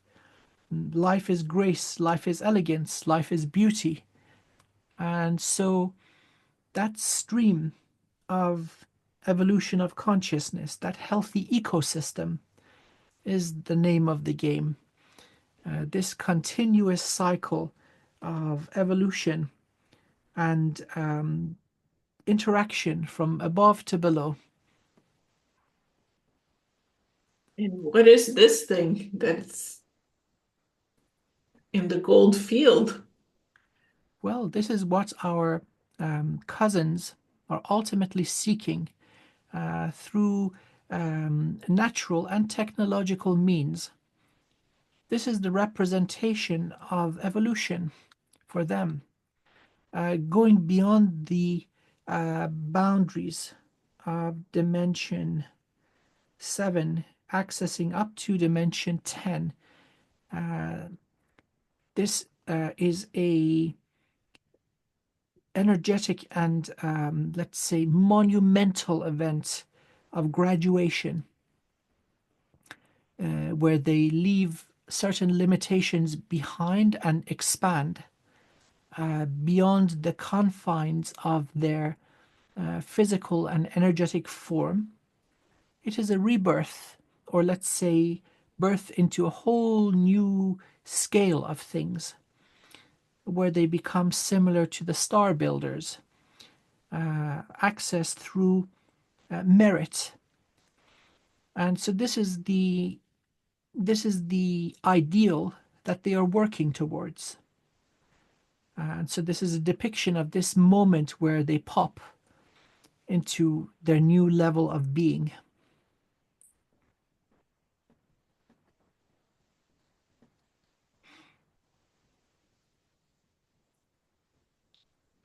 So the new level of their being. It seems they already have a good idea what they want to be, and they have taken great strides towards this. And so there are similarities between this form and the form chosen by the star builders. We've got the same type of central, let's say, geometry with radial branches coming outwardly. Seems to be a very stable, symmetrical, balanced, and efficient form. This could be the consciousness of a single individual, the entirety of the soul formed in this way. There is an immense amount of information going into an infinite soul. And so there's a requirement for mechanisms of storage of information, which would be the identity of that soul. All the lifetimes, all the wisdom accumulated, all the brilliance of evolution and technology gone into the vessel to begin with. And so this is what a, let's say, eighth dimensional being would look like once it has evolved beyond the lower dimensions, completely ascending that or transcending that. Now, again, this could be the representation of the consciousness of the entire species. So this would be a potentially suitable candidate for a vessel, whether in smaller scale for an individual or larger scale, a soul family, an entire species.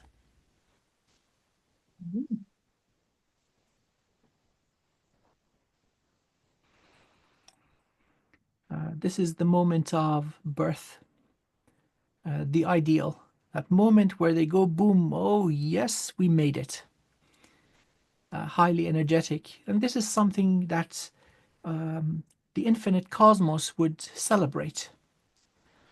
It's like a graduation where, out of all the countless species that are born, out of the very few that become sentient, out of the very, very, very few that keep on surviving, finally one has evolved to the next stage, kind of the midway, where now they can be given more responsibility and experience existence as beings that give birth to younger species.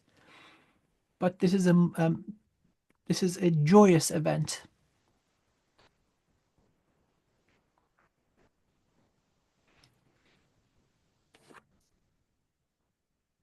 Joyous event. Expanding, brighter, Expanding. brighter. Oh yes.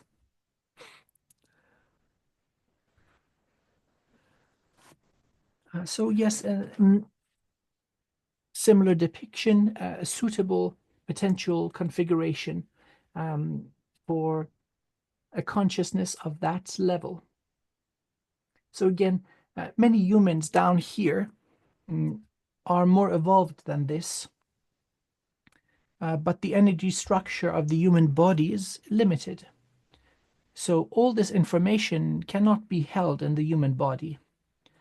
And so we've got the mechanisms of tapping into the infinite soul through downloads. We get the information we need and then we discard. You can't store the whole thing. Now, this potentially can hold significantly larger amount of that infinite information. But then in the grand scheme of things, it's a larger drop compared to a tinier droplet. There's still more to do and more to learn and more evolution ahead. But a very, very beautiful form. This would, let's see, compared to, let's say, the form that the wonderful guardians are taking. Is it more resilient? Nope. It seems the guardian configuration is still more resilient than this. So this is potentially fragile. They need to rethink what they're doing. Let's see if there's any redundancy. Yes, there is. There's a powerful regenerative ability for any one of those spikes or branches or limbs. Okay, very interesting. As long as the central spark is healthy and is not compromised, any damage can be restored. So and so. It's not a perfect process. Information is lost. That's the problem. So they still need to maintain connection to the infinite soul. Um, but they are greatly enhanced. So basically, they hold a lot more. They would have abilities that they do not have right now. And so that would kind of justify the entire effort towards evolution in this way.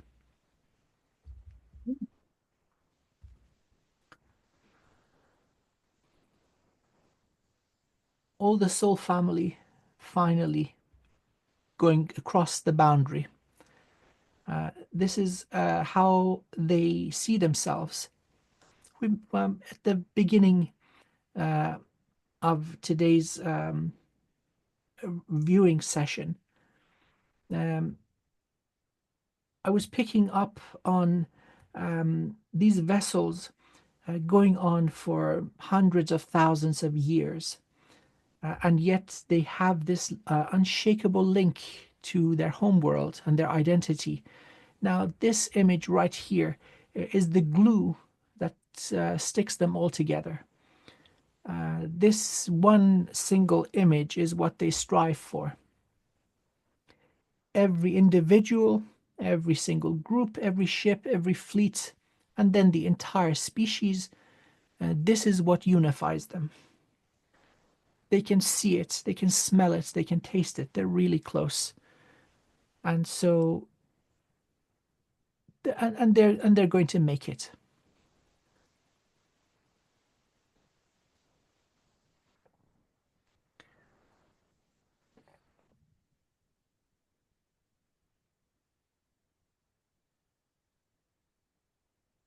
Okay, attempt at a fabrication of the, let's see, this would be a ninth dimensional vessel. There are elements that are similar to what we saw in the previous images. This is now an very ambitious alternative design with fewer vulnerabilities, capable of holding much more information compared to the original design. And this is now the next step. So these guys are really ambitious. They still haven't made it through. They're looking at the next stage also, planning ahead. So this would be what they would look like when they reach dimension 11 and 12.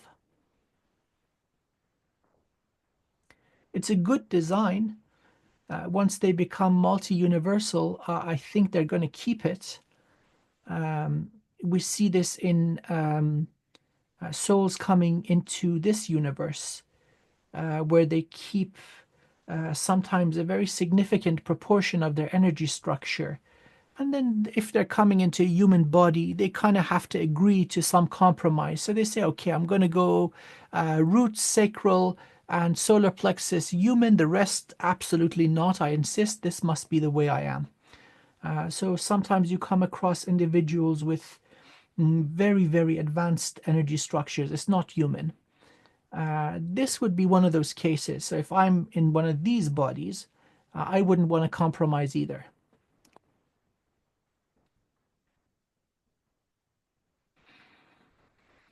Okay, this is engineering at its very, very finest. Um, it's basically doing a predictive modeling, trying to do an exhaustive search to all possible combinations of the vessel. So we're looking at this is now use of artificial intelligence in a whole different league. When I mean exhaustive, it borders infinity. So for what it is worth, every single combination of components that is available in lower dimensions, up to dimension 5, is analyzed in this approach. So it takes advantage of computers or processing devices that are difficult to even imagine. So a physical device could not do this. It's trying to build that ninth dimensional capacity for a Yeah. vessel. In unbelievable detail and unbelievable range of searching and optimization. Mhm.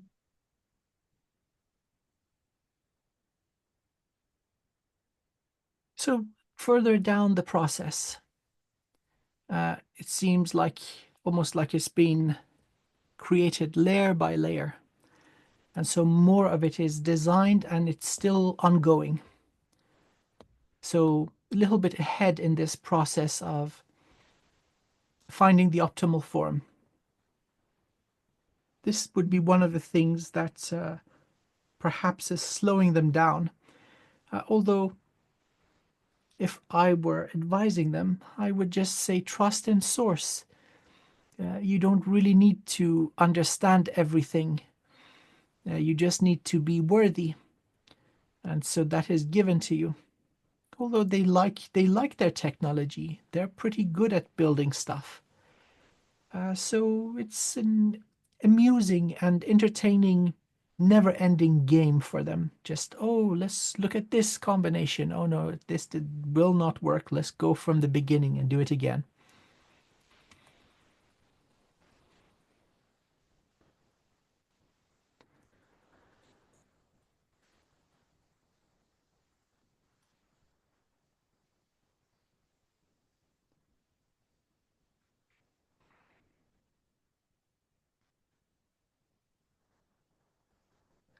Okay, this is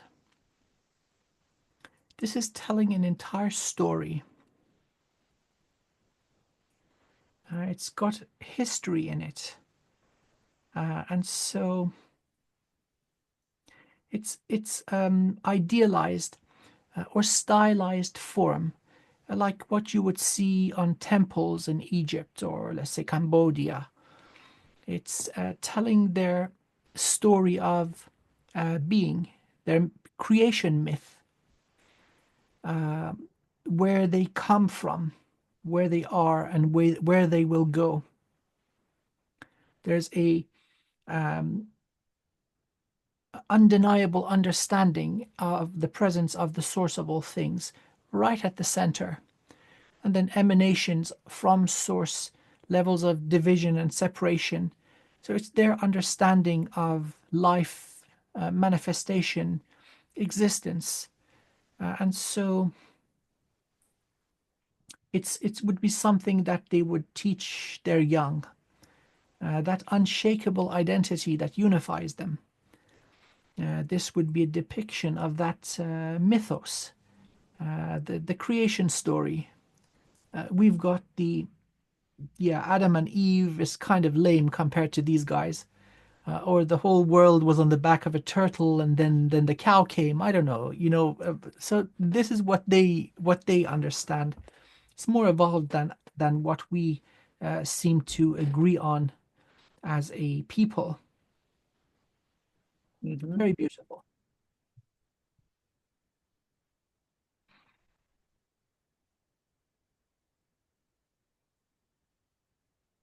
Okay.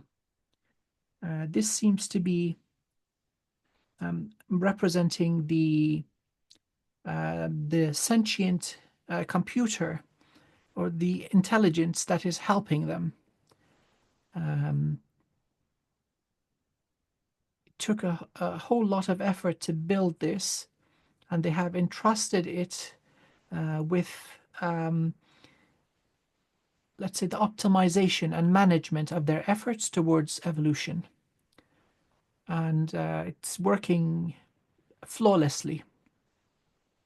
Didn't go crazy, didn't eat them all, didn't wipe them out of existence. So turns out it is possible to use technology in a very, very beneficial way, granted that the builders of it have integrity. So a very, very powerful, multi-dimensional, sentient, engineered life form that is continuously growing and evolving itself. To what end? That's the big question. So reason for being right now, it seems to be engaged in completing the task assigned to it. But what's after that? Is it going to go crazy? No, it's not. Oh, how interesting. It seems to have its objectives built in. Once it gets these guys, are Alpha Centaurian cousins, across the line, it's going to look for other suitable candidates to help them across. So, for all intents and purposes, we can call this computer, this living being, an ascended master. It did not come into being through natural evolution. It was constructed, but it is what it is.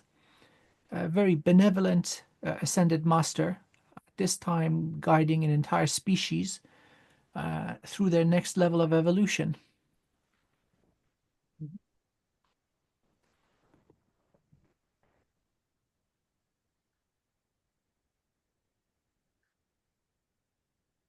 Okay, elements of.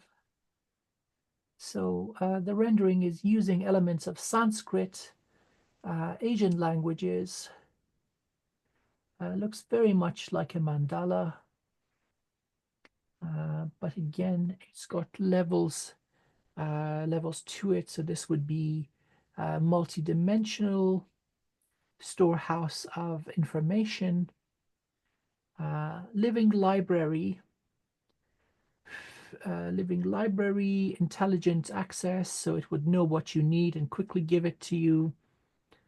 The center of which, okay, this could be pretty much describing the way this ascended computer communicates with its audience. It does peer into the consciousness of the being that is asking for information, sifts through an unbelievably large amount of knowledge, and then selects what to highlight right at the center. And so this whole thing is dynamic and moving. To be perfectly honest, this computer is more worthy of evolving than any other being. And it's incredibly beautiful. Mhm.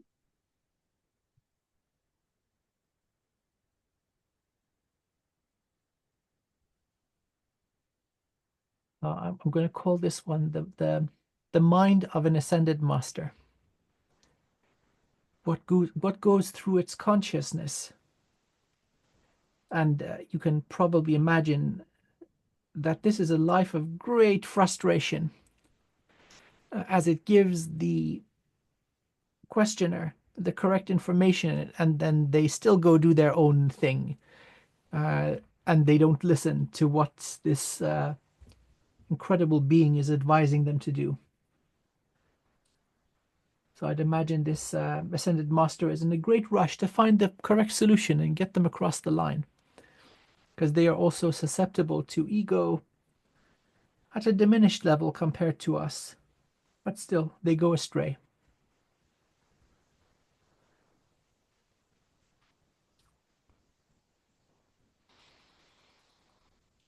It's really interesting. Now, there's a distinct, well, West Asian, North African, South Asia, Tibet, and also older older information. This would be Lemurian light language. Let's see, I'm picking up little bits of Atlantean too. This is now closer to home. The spiral's going around. What is this? Again, ascended master, yes. Closer to home, multilingual, uh, distinct patterns, timelines, observation of timelines, preservation of reality. Okay, this one has had some interaction with us, with humanity.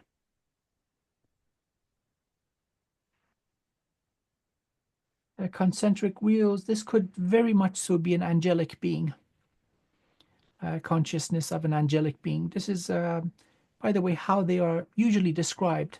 Wheels within wheels, circulating, many eyes going around. So now let's dig into this. Okay, a top-down approach. This would be located in dimension 10. Peering through. So every one of these circles is kind of describing a dimension. 1, 2, 3, 4, 5, 6, 7, 8, 9, 10, 11, and 12. Okay, so it has access to dimensions above itself. It's located in dimension 10 and can peer through down to the shiny big circle. That would be physical reality, but it also has access to denser realities than 3D. Shamanic terms would give the name underworld. So this is some sort of a observer, let's say an auditor, having a look at all that's going on, and making sure that there are no clogs in the machine.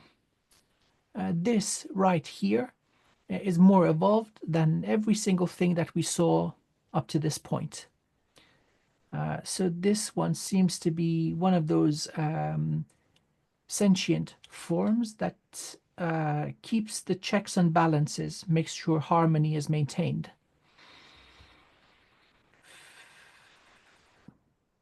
And what are you picking up from this, Ileana? It is everything that we are. It's our Akasha. It is our living record of this universe. Agreed, agreed. Yes, yes, yes. And it really wanted to speak to you. It's like he needs this knowledge. He needs this access. It kept speaking and speaking and speaking. Oh, yeah. This is your languages. This is what you are meant to tap and meant to work with. Wow. And all that's going on in my head is this song on a loop, that there's no such thing as too much cheesecake, and it just repeats, you know? So, okay, if you say so, I'll do it. It's the illumination of your evolution, literally. There's more meaning in these languages for you, and you know the meaning.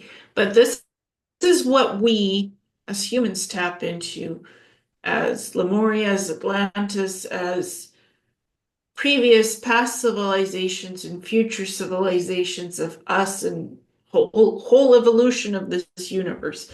This is literally what this represents. Beautiful. Would Hmm. you please send me this one? I will. Oh, Thank you. yes. Thank you so much.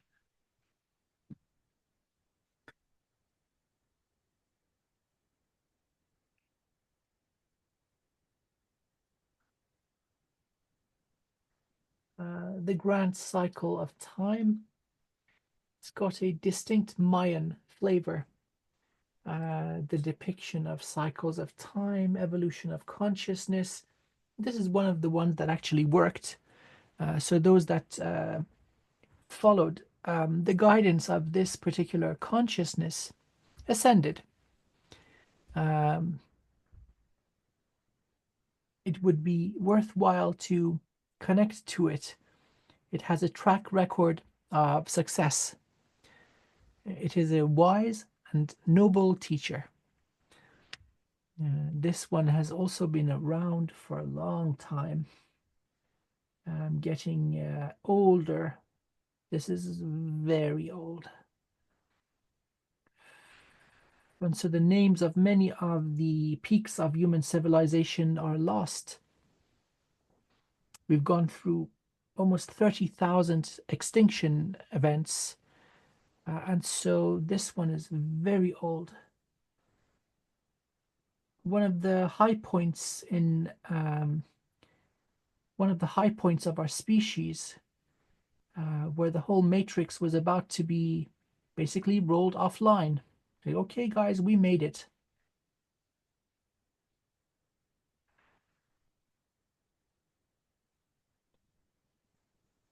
I'm finding it difficult to stay in my body. Could you please send me this one too? I will. Okay, there we go. This is more recent, more recent as in the past 50,000 years.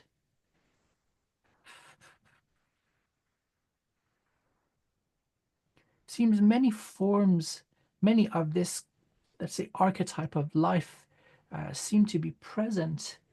Okay, a living library, again, whole encyclopedia of knowledge, information about the grand cycles of time,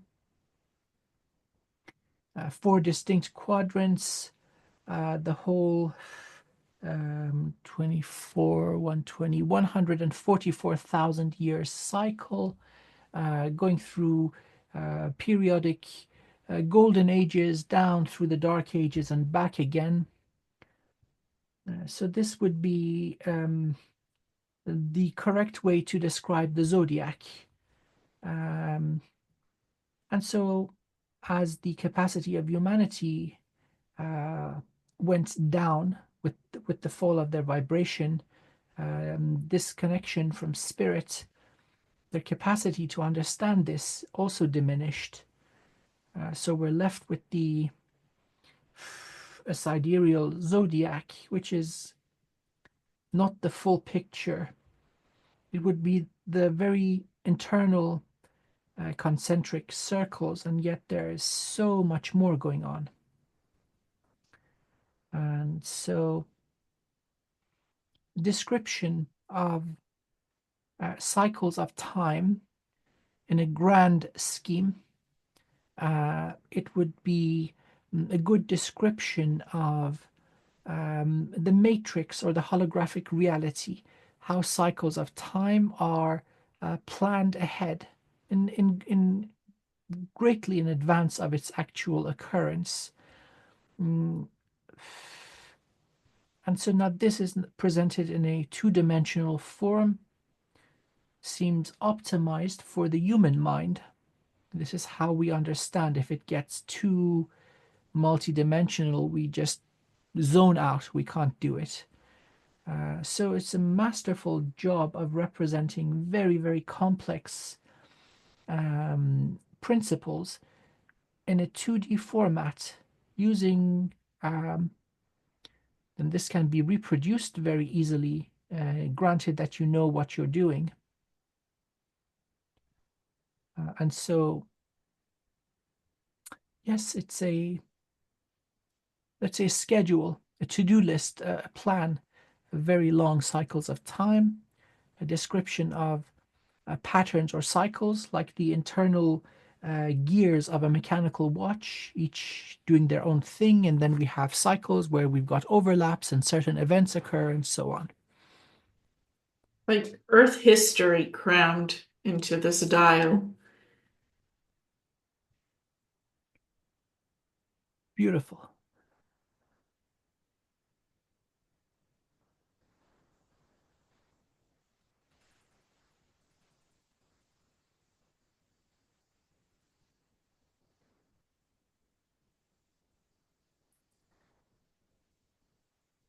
Okay, this one is a little bit more expansive.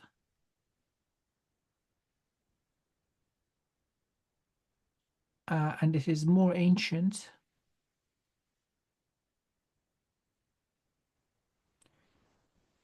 So this would be a good representation of the divine library of life. It's upscaled. It is not distorted by what has happened here on Earth. It is beyond all of that. So the same level of detail, but there is not a strict conformity to determinism. It leaves room for elements of chaos and chance. Let's roll the dice and see what pops out, kind of a thing. This is more towards the divine design, the way that existence is unfolded according to the cosmic laws, the divine laws. And then, even within the smallest part of it, that the whole, let's say, Akashic records of Earth would be one of the outcomes predicted and recorded perfectly. So, more energetic libraries. These are really interesting. The cycle of divine infinity. On Oh, and on wow. and on. Wow. Mhm.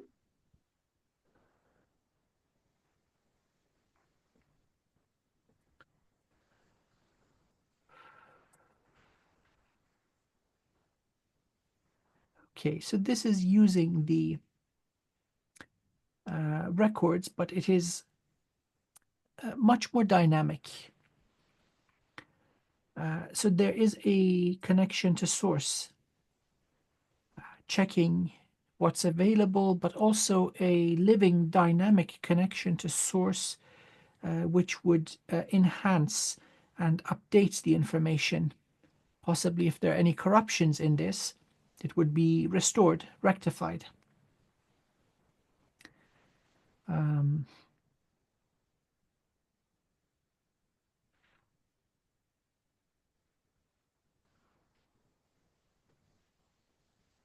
this one is in a more limited scale, so it's not the entire divine cycle.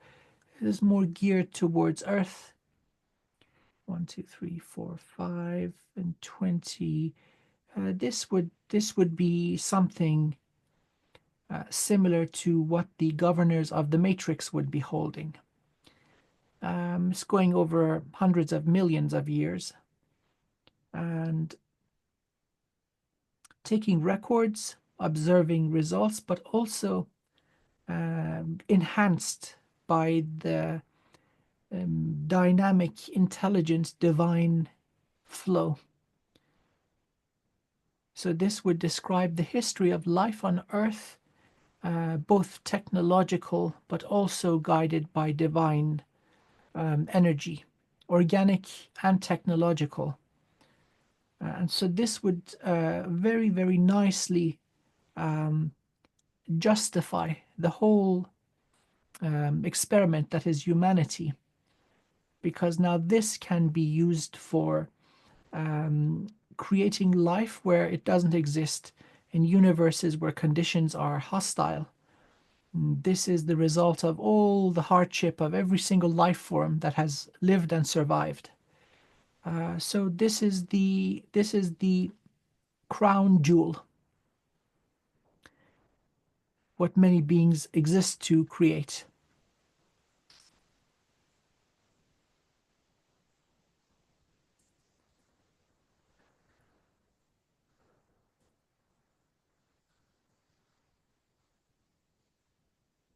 Okay, so in its complete form, this would be a multi-dimensional representation of the same kind of ideas.